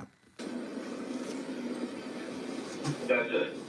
This is a one-time free 8 minute call from an inmate at Wayne County Jail. Your phone does not collect calls. All has been provided by Helmet as a courtesy for friends and family. You cannot receive additional calls from this district until you pay prepaid. We get your credit or debit card information over the phone and connect you immediately back to your call. This call is subject to recording and monitoring. Press 1. All communications from this. Honestly, I think he's smirking because he is complicit. Like he knows way more than what he's leading on. This is to talk to him in the first place. And then you have to think, if Jarvis is getting popped for NaZiyah being missing and whatnot, why would one of the first, because the police are going to pay attention to that, to all of the people Jarvis contacts. So one of the people Jarvis thought was to call was Cordell. Why would Cordell not be involved? If Jarvis is telling him to go retrieve a part of evidence, which is tampering with an investigation because the police needed that phone. That because it's a part of their investigation. So if he's willing to go and break the law and do that, why wouldn't he be more involved than what he's alluding? It does give that, even if he was just involved over the phone, helping out, telling him to, hey, take her body here, do this now, make sure you clean the car, make sure you da-da-da. I feel like he's more involved. He is. Thank you for using Helmet. Hello? My guy, what's up, man? Nah, shit, man. What's happening? Nah, shit, man. How you feeling? My bad, I missed your call. I was working like a motherfucker. I figured they said he was up there banging, said something banging. Yeah, you know it. What's up, my nigga? What's that, Tim? What's up, buddy? You know it, man. And shit. Man, I'm calling, man. These bitches, they put my money up on my fucking books, bro. Oh, yeah, man. When they put that shit on there, you can be So he said these, Jarvis said these just ain't put these money in my book. So he's definitely, Shannon is definitely one of those people that he's alluding to. And another thing, this shows, you see how Cordell saying what's up to him, how the other individual in the car saying what's up to him. They know what he did. They know what he being charged with. This shows that they don't give up about NaZiyah. This shows that Cordell don't give up about no NaZiyah. Okay, because even finding out his charges is enough for you not to want anything to do with him. You in jail. I got an ankle monitor on, and they said that you ended a little girl life and all of that. Hell, don't call me at all. We ain't got nothing to talk about, bruh. Yeah, we may have been cool back in the day, but no. All that's over. All that's over. Man, they be playing crazy. Yeah, I swear to God. Hey, you got a machine and shit. You show you straight, you need something. I want to come out there. I had some money on my books, nigga. I came in with money. Oh, yeah. Yeah, so they put this shit on my hookup. I was just calling up ads. I get come out $0. That's some bullshit. That's it, crazy. Yeah. How is it, though? Man, listen, bullshit. I'm really on that quarantine on this other shit, bro. Oh, yeah, they got you on that quarantine club for how long? 3 days? I don't know how long, nigga. Shit, I'm saying, oh, I'm about to be the only one in this bitch on my part. Wait, what happened? I said, shit, I'm about to be the only one. You know, these motherfuckers be on these boys on this bitch. Okay. Yeah, so. What you need? Huh? Ask them what that customer needs. Man, listen. Right? Yeah, my nigga. I said, yeah, I'm good, oh, shit, yeah. You got Tasha number, right? Yeah. So, yeah, I need you to call her one day and get that truck there. Get my phone out that back seat, bro. Oh, man. All right. Well, I'm supposed to get the truck up there. What am I telling her? Tell her you're going to truck around the lost and found there, too, when he was moving the radio. Okay. They have 1 minute remaining for this call. Reach behind that back seat. Yeah. So you reach behind that box right there. Straight behind the middle of that back seat, bro. Okay, under in the back or in the back thing? In the back, right in the back of the seat, bro. This is how you can tell that Jarvis is an idiot. He is an idiot. This how he had help getting rid of NaZiyah's body. He did not do this by himself because he's an idiot. You know this call is being recorded. You know it is. You're telling him exactly where to find it. So the police over on their way already. On their way already, because they're paying very close attention to everything that Jarvis does, especially within the first 72 hours of him being incarcerated. All of his phone calls, they're paying close attention to so that it can help them with their investigation. So this is your first day making like calls. You get arrested on February 7th. Then on the 8th, you're making calls. You call King on the 8th, Cordell, and tell him to go and get your phone. This is why the police went over there immediately, because they're paying extremely close attention to everything that you are. Everything. Please hit the like. Please hit the like. Please hit the like. He is an idiot, literally.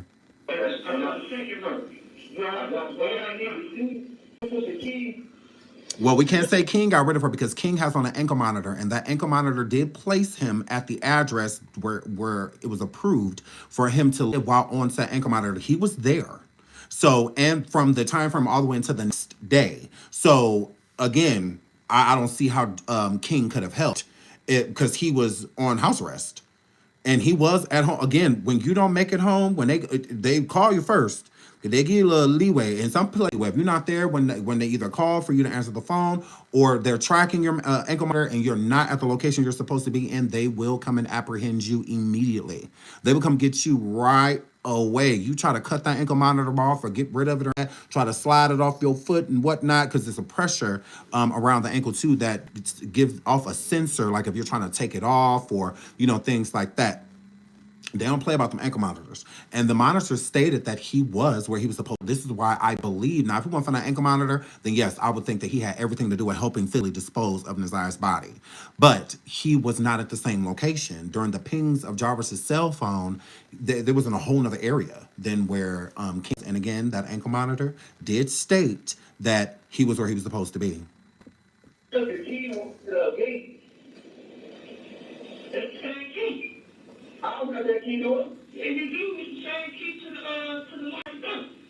Oh, okay. I didn't know that. All right. Yeah, it's the same key. Now, you know I don't put the money on the phone later now when I get around, baby. I have to put the credit card. I told my wife and how to bring it to you. Why is he trying to put money on this man's books when a 13-year-old girl is gone and you know exactly who she is? You was with them last. Like, come on, man. Hey, when I got it, so I don't need it anyway. Just when I get the scrap out of there. Okay.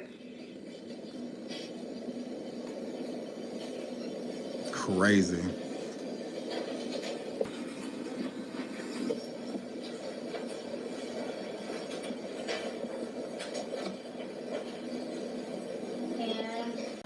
Mr. Wright, were you successful in getting that cell phone from the vehicle Mr. Budd asked you to? She came up there, but no, I wasn't successful. It wasn't there. King sent NaZiyah to her grave. And I mean, gave the location.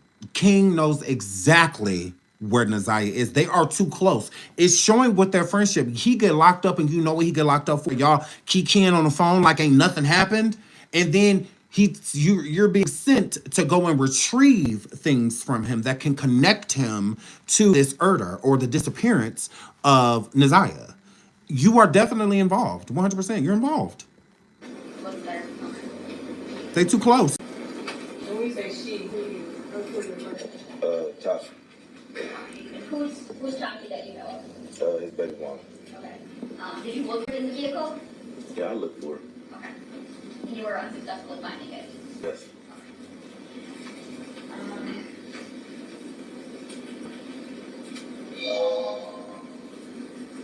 And Mr. I want to talk to you now about the time that you were speaking with Detroit police. Right. What they need to be asking the young ladies that were at the shop, including Jarvis's daughter, is if King ever did anything to them.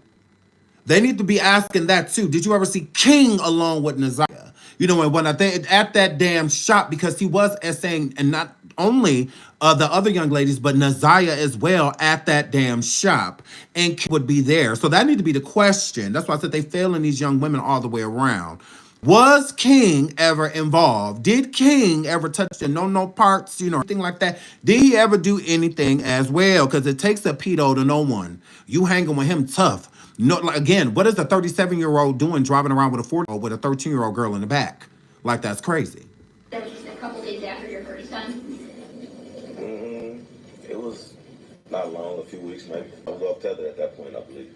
Okay. And do you recall talking about... Tether is house arrest, ankle monitor, whatever you want to call it. It's tether. A red Jaguar and going to Ypsilanti? Yes, I do. Tell me about how many times did you and Mr. Butts go to Ypsilanti? I believe either it was 2 or 3. And how did that come about? Who's the red Jaguar? My son's grandma. So she called, said she was having some problems with it, and asked if we would look at it, which is not unusual. We do house calls depending on the person and where it's located, but this is my son's grandma, so it's she called and said she was having problems with the car, asked if we would come look at it. We went and assessed the car house the first time. I think we made a minor repair there. Not to the extent that it was the problem that she was having after the fact. So, where Red Jaguar located when you guys go out to see it? Mr. My son's grandma's driveway. No, it wasn't. Off Michigan Avenue, I believe. And who were you out there that first time? Jarvis. Okay. It's just you and Jarvis Butts? Okay. So you guys go out there and you assess, make a minor repair. Yeah. Did it completely fix the car? For that problem, yes. Okay. And then there another time that you end up having to do work on the Red Jaguar?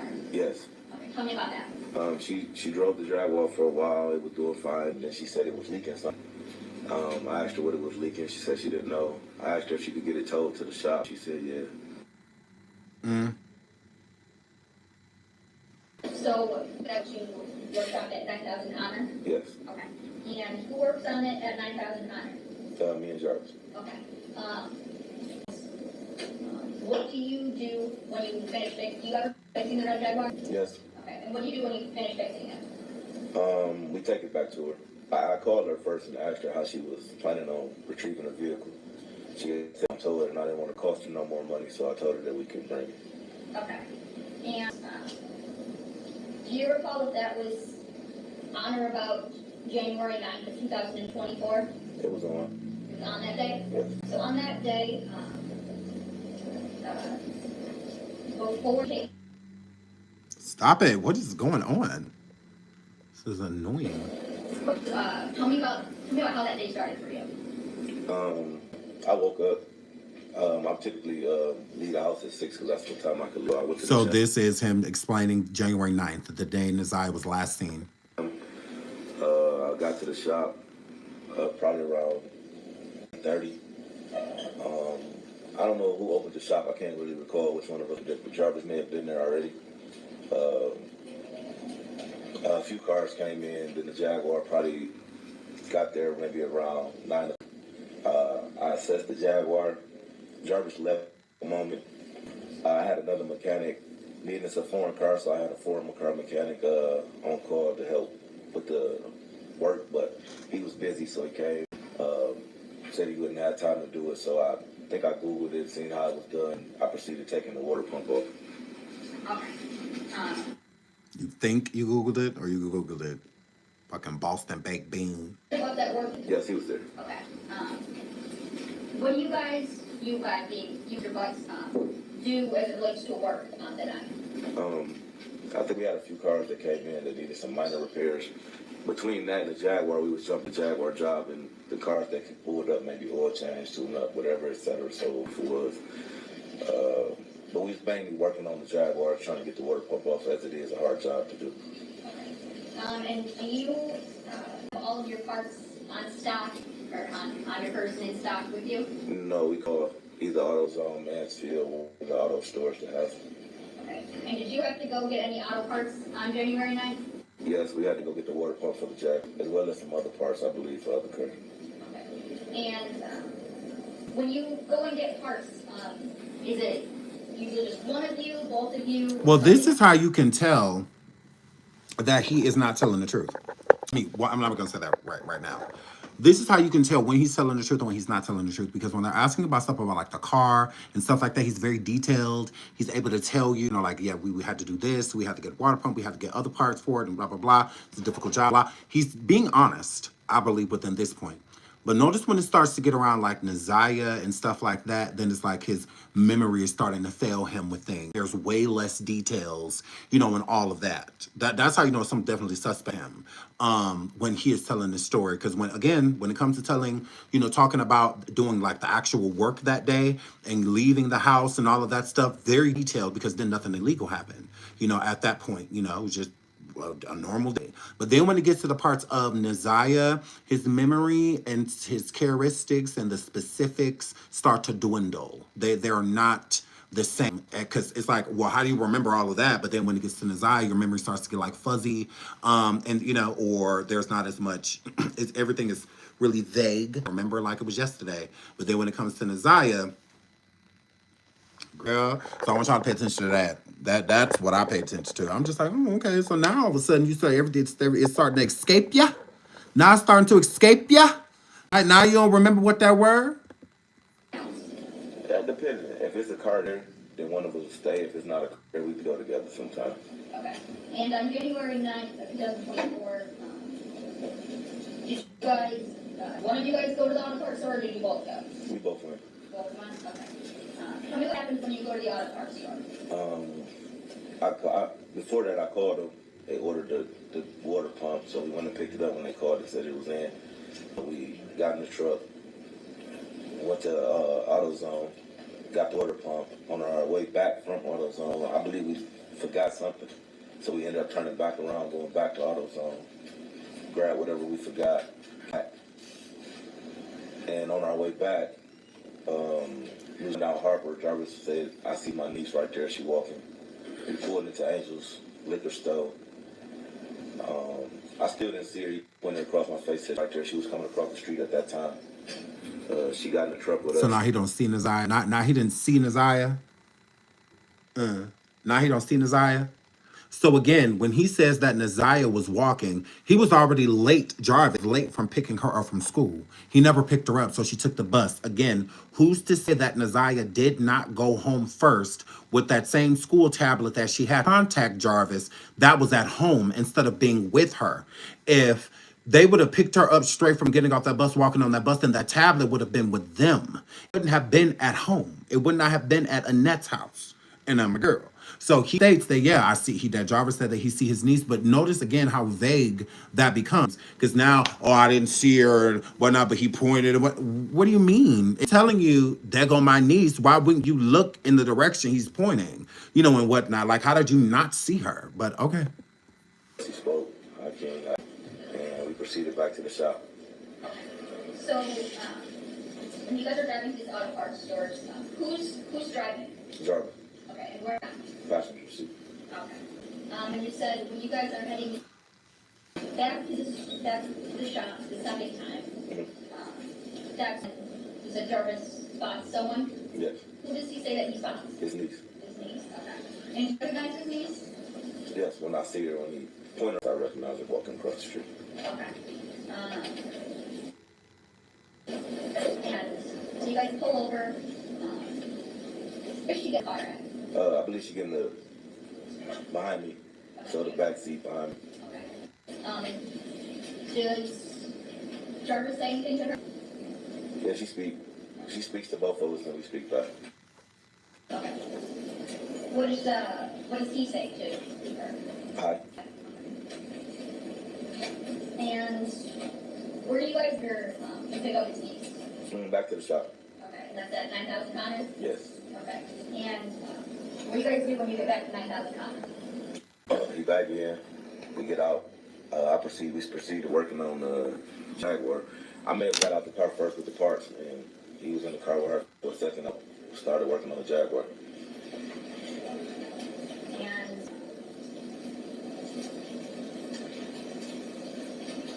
does what happens after that? What do you guys do? I believe she get out, get into the front seat, reposition herself to the front seat of his truck. It was colder that day. I believe she started the truck.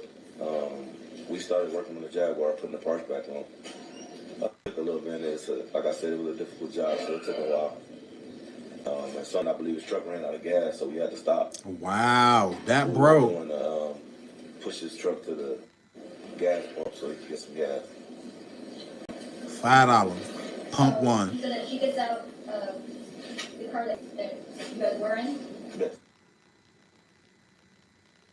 No, she was always in the driver's truck. Okay. So she gets out of the back seat and repositions herself to the front seat so she can start the cover. And How your car run out of gas if it's just sitting there? Like,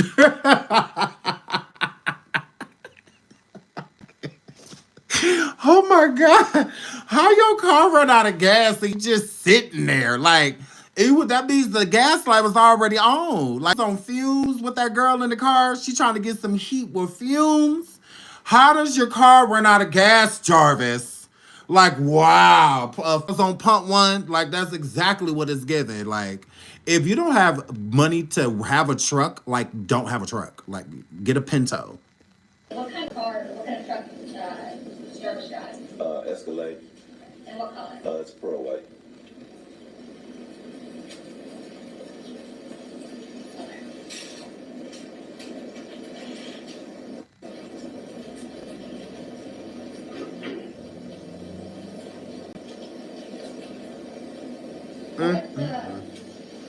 If you see, what is his niece doing while you guys are working on the job, at the job? I believe she's on her cell phone, I believe.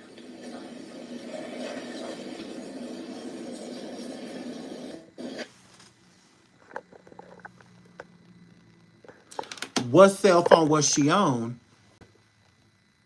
If she was using a tablet at school to contact Jarvis, what cell phone was she on? I'm confused. What cell phone? If she would have had her cell phone, why wouldn't she contact Jarvis via phone? Why would she use the tablet to do so? Now, the police does not have any other communication with Jarvis and NaZiyah that day, besides the tablet in the morning. It was like around like 9 in the morning. When Jarvis, when she said, you know, if you see this, blah, blah, blah, you got to pick him up before 3, blah, blah, blah, send okay if you see this so I can delete her. And so he texted her back, okay, at 9 something in the morning. So when she got out of school, she didn't call him or anything because she didn't have a phone. She only had the tablet. So what phone would she have been on?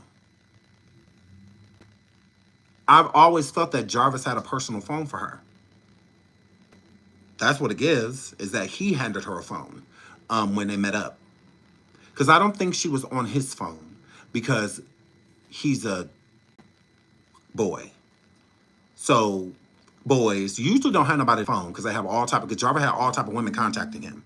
He was sleeping with all type of women, baby mamas, all that stuff, random girls, all type of people. So it don't give that he was giving her his phone. It don't give that. Not that she would have saw him talking to other females, no, so that he could stay in communication with them. Using multiple people, is what that word. So it gives that he had a phone, you know. Yes, Jarvis brought her burner phone. So that's what it definitely gives that. Like, where is that phone? Where's the phone? Where is it? Because it could be a lot more details inside of it. So I'm not to the police because it's like, what Detroit police? What is y'all doing? Like, hello, Jarvis in jail, sending him to go find phones and cars and all. It's just too much. It's too much.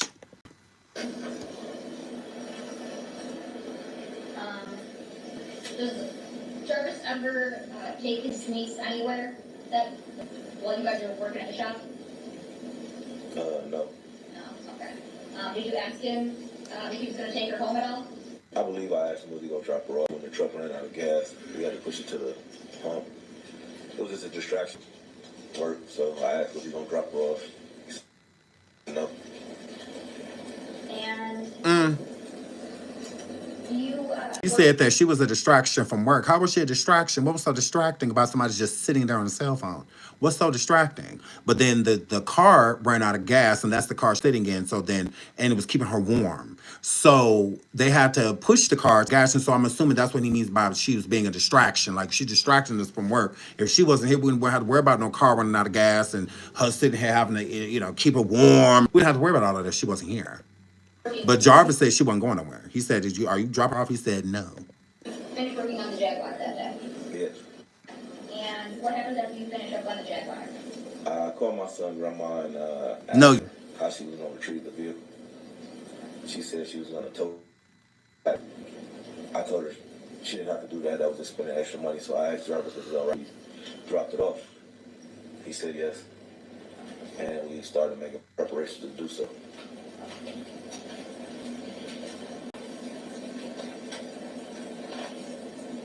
Do you recall? Ew, what is happening?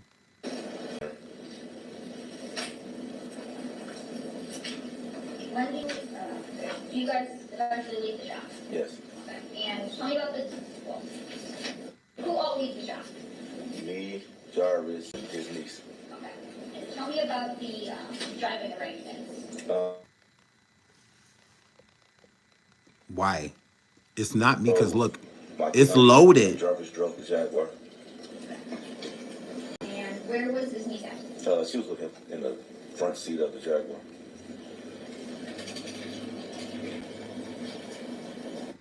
Hi, Ernestine. Now, are you able to recall what his niece looked like that day? Yes. Faint, but yes. Faintly. See? Everything becomes vague. When it comes to NaZiyah, everything's vague. Faintly. All of that. No. Remember the Jaguar and all the parts are running back and forth to AutoZone and the car running gas and all of that. Remember NaZiyah. Getting milk dud. He was wearing? I remember she had a jacket on. Like I said, a coat. It was cool. So I think it was colorful. Yeah.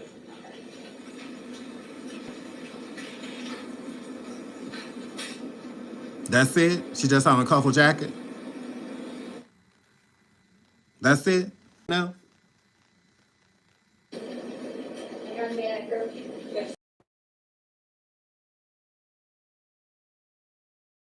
And I'm going to direct you to the top left corner. Can you tell me? Sorry, I was getting a call. I'm so sorry. Can y'all hear me? Sorry, I was getting a call. Sorry, I got a call, but I paused it. Can y'all hear me? Can y'all hear me? Can y'all hear me? Can you guys hear me? Can you guys hear me? Because we're almost finished up with this. Can you guys hear me? Yeah, yours? Okay, thank you. It was my son's barber. He's like, I can get him in at 5. Like, okay, you could have just texted me that. Like, you didn't have to call me. Whatever. Is there anything recognized in that? The jacket in Channel 1. Okay. And is that a fair and accurate depiction of the jacket that you've seen his niece, Jarvis's niece, wearing? Yes. Jarvis is absolutely a sex addict, 100%. When when a person is an addict because they consume their whole life with it. Everything was about SCX with Jarvis. Everything, everywhere he was, he had to be able to have it with somebody, whether it was, and then that's how like he's like a infophobe when it comes to it, because he was always sleeping with somebody, always whether baby mama, random girlfriend, child, everything was about sex. He centered his whole life around it. So absolutely, he was an ex addict. Correct. 100%. 100%. Addict. He had to have it. Addict. When you're doing it to your own churn, addict.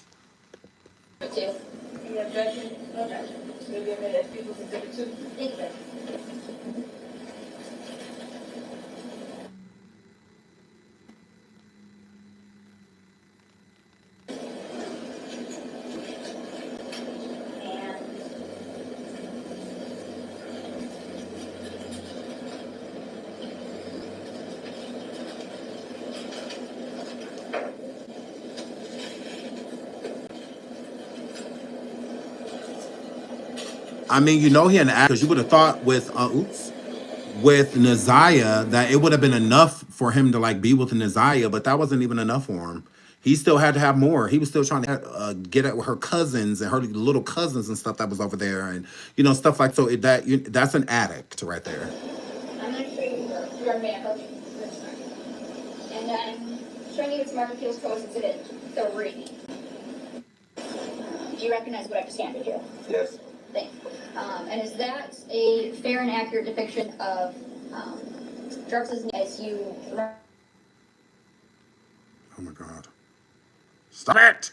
2024. Yes. Okay, and is that the same niece that went with you to Ypsilanti? Yes. Okay, and you're moving the admission appeals proposed exhibit 3? No objection. Okay, it'll be a minute if people are exhibit 3. Okay.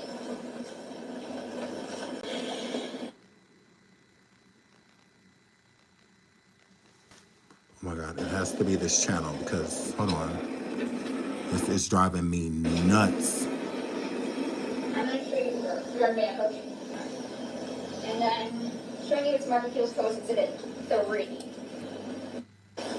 Do you recognize what I've scanned here? Yes. Thanks. And is that a fair and accurate depiction of Jarvis's as you?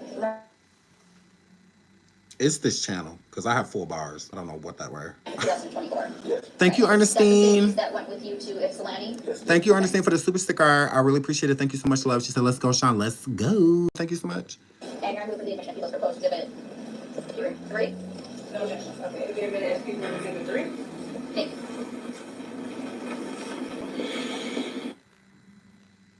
He is addicted to little kids. Very so much true. Very so much true. So, you guys are driving to Ypsilanti. You said you're driving in your 100, and Jarvis is driving the Jaguar with his niece. Yes. Okay. About how long did it take you guys to get to Ypsilanti? It was raining that day, so about. Hi, Broom Checker. Island Browning, I love you. I love Lane. Oh, this is driving me crazy. And when you get to Ypsilanti, what do you do?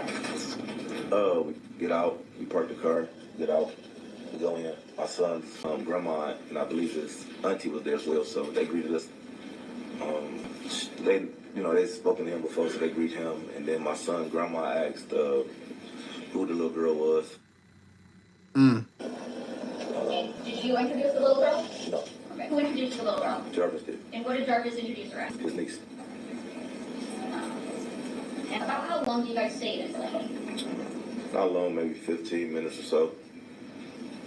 The auntie had to go get the rest of our money that my grandma didn't have, so she went to the ATM. What did you guys do when you went to the ATM? Talking. Okay. Talking. She was just telling us about the work she needed to get around her house, etc., so on and so forth. Okay. And was Mr. Bucks with you the whole time? Yes.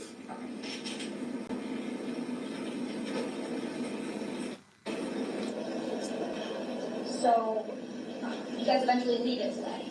Yes. Okay. And tell me about the driving arrangements leaving Ypsilanti. about the screen. To the front.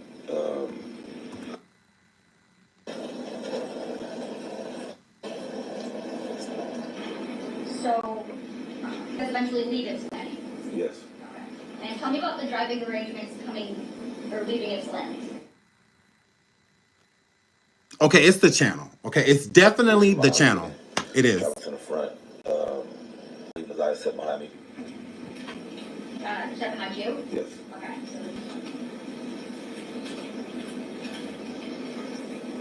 And is there any kind of talking or conversation when you guys are driving? No, I got in my car, so no. And do you recall about what time you guys, I guess, where do you guys go when you leave Ypsilanti? Back to 9,000 Connors. Do you recall about what time you guys get there? I think all his baby mamas is ugly. It don't have to do with looks. It has everything to do with him being a pedo and them still deciding to spread their legs and invite children into this world that he will even essay them as well. So I think all of them are ugly. All of them are gross. All of them are broken on the inside. No way in the world you should ever let a man like that around you, let alone reproduce with him. So every single one of them is ugly, if you ask me. If you have to have a baby by a pedo, you are fucking ugly. Give it up, delicious. You still look like a man.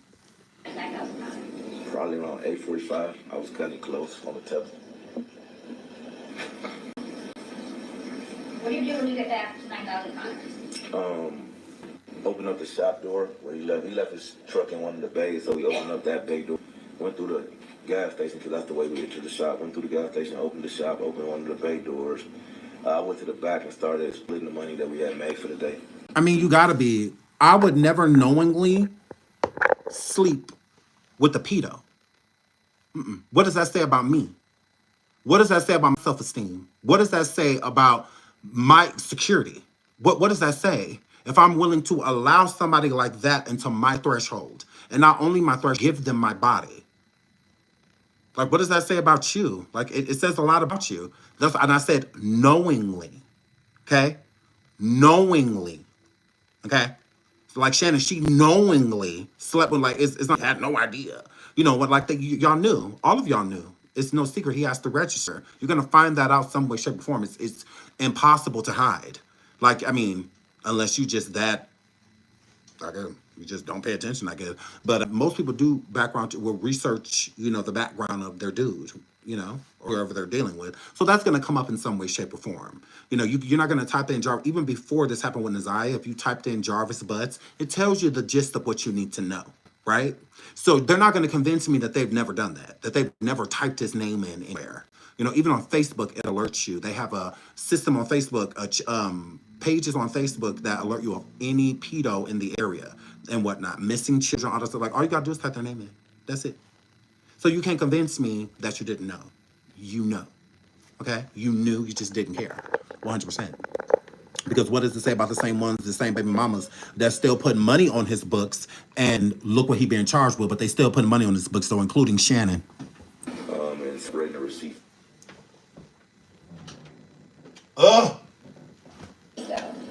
Get in this truck. Do you recall where at this truck you got into? Passengers. Is that front passenger, back passenger, or something else? Front passenger. And where's your... Back in the back, we're being separated the cash.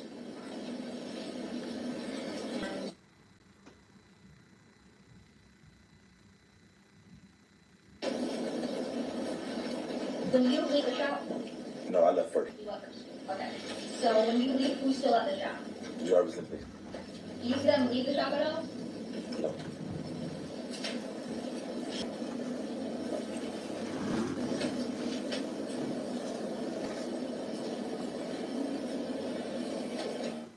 And have you seen, Jarvis's niece, the one that was with you on the dime? Have you seen her since during that 2024? No. You want the rest of the world? I want to talk about the day after that you guys went to Ipsy, so January 10th. Do you know if Mr. Bucks was at work that day? I don't think he was. What makes you think that he wasn't? I don't think he was. Nigga, was he there or not? 3 times, 4 times. No reason for him to call me if he was standing right next to me. So then say he didn't come to work, fucker. Because, I mean, hello? I called him 3, 4 times. There would have been no reason for me to call him if he was standing right next to me. So then he didn't come to work. You're trying to make the prosecutor sound stupid. No, you stupid. Because all you had to say is, no, he was not at work on the 10th. I called him multiple times that day. Hello? He's speculating, so not putting police.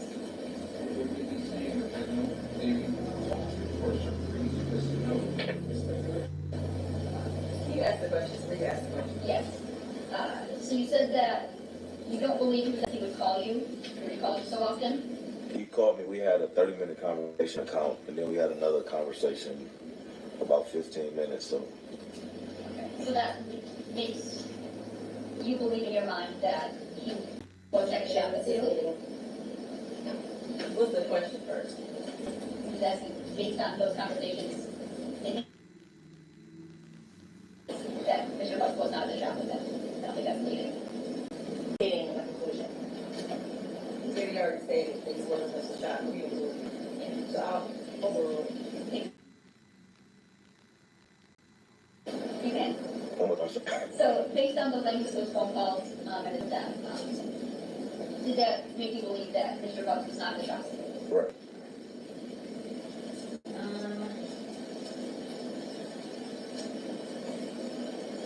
Did Jarvis Butts ever mention to you about his niece being missing? No.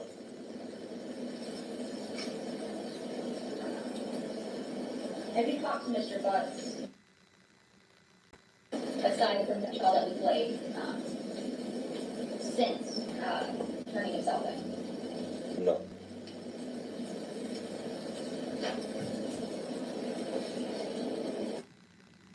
So that's the crazy part. One, aren't they in the same jail? Aren't they in the same jail? Because they live in the same area. So aren't they both in the same jail? I believe. I think they're both in the same jail. I think. And both of them are still awaiting trial. They have not had their trials yet. So you talking to him on the 10th, this girl was definitely missing because on the 9th, well, the 10th was the day that everybody was calling her looking for her. On the 10th, the grandmammy went and called the police. And when I called the police, went to the school, and the school called the police. That was her 10th. You spoke to Jarvis twice that day. One was a 30-minute call or something like that, and then the other a 15-minute call. Neither one of those calls, Jarvis told you that she was missing. When Jarvis would have been alerted that already, because Shannon had reached out to him and asked him if he'd seen Tuda, and he said no. So clearly she was missing. The police, all of that were on the case at that point in time. And then you talk to Jarvis on the phone, and the same niece that you were just before, he says nothing about her. Nothing. You got all of these flyers, the news, all this about her being missing, and he don't say a word to you about it because he didn't get arrested until February. So that whole time she was missing, y'all never talked about it. For over a month, y'all didn't have one conversation about NaZiyah missing. He does not call NaZiyah. He calls her his niece.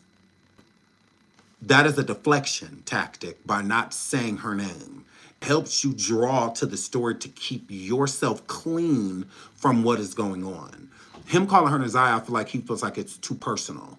You know, calling her NaZiyah makes it seem as if we had a relationship when you clearly did, because NaZiyah knew you by face and she also knew you by name when she said hello to you. He said NaZiyah approached when they picked her up and got in the car and said hello to him and said hello to Jarvis, but called Jarvis J instead of Jarvis, and called Cordell King. Okay? So, again, you don't say her name, which is weird that you don't say it, because you want to make sure that you keep any responsibility that you may have had in this or been complicit in this away from people being able to see it. Because you do have involvement. You absolutely do. You are an murderer yourself. Correct. He's also tied to an murder from years ago, and that's what we're going to get into next live. He's tied to an murder years ago. They haven't really, like, he wasn't pinned for, but he was allegedly involved, and they still haven't found the body. I don't think it's a coincidence that you were paying to an herder before, that pinned to an herder before, like you not taking the actual rap for it, but you may have assisted with that individual getting rid of a body. Why wouldn't you have done this for Jarvis too? Why wouldn't you have done it too? It's a high probability. So we're definitely going to get into that and pair those two as well. So I do think that King is way more involved, way more involved. And I want to send to him. So in the next slide, we're going to pull up all his charges. We're going to look at his charges. We're going to look at his charge and the family, and to see what they have to say about what King allegedly did to their family member, and connect the dots, connect Jarvis's day that he was with Jarvis and January 10th or 9th to January 10th. And his story again. This is why I wanted y'all to hear this, so that it can be fresh on your mind, so that when we do go live the next time and we're comparing notes and whatnot, it's not like foreign. It's like, oh, okay, I remember him saying that. I remember, so that it's fresh in your mind. But that's what we're going to be doing the next live. I do think Jarvis is extremely involved with NaZiyah. I do. And I think that the police need to go back in and look into what happened that day with King and follow his breadcrumbs too, and the phone calls. And the phone calls. I think the phone calls that he and Jarvis had, what he says that he and Jarvis spoke on the 10th, he says on one account that they spoke for 30 minutes. So is he saying, referring the account to like one account, meaning like one time that we spoke, it was since, or is he talking about a different account because Jarvis had multiple phones? And not only Jarvis had multiple phones, Jarvis had multiple social medias, like control pages and stuff that he would contact people from. So I think that the locations that they may have been on that phone that Jarvis was sending him to look for, was sending him to go and get. Because it's like King already knew what the phone looked like, all that stuff. All he just needed to get to was the location, the truck that it was in.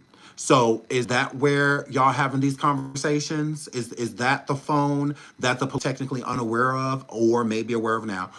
Is that what that were? Is it a burner phone? Because that's harder for police to track, or not track at all. You can't track them at all, unless you stay on the phone for a certain amount of time. If they have a beam on like the location that you're in, then they can pull from the cell phone towers to whatever phone it being is using it. And whatnot. So is that what it is, that he had multiple phones? I think Jarvis had like 3-4 phones. With all of these lives that he's living, it makes sense. Because again, he had like 4 or 5 girlfriends and was dating at least 3 to 4 of his baby mamas, Shannon being one of them. Miss John, the one that lived on Balfour and Outer Drive, he was dating her too. Literally was dating her, still sleeping with her, all of that. So, yeah, it's a very tangled web. But we need to start looking into things like that, because I think it'll help us get closer to what actually happened to her. Yeah, he had a phone for each girl. I believe so. Either each girl or each lifestyle.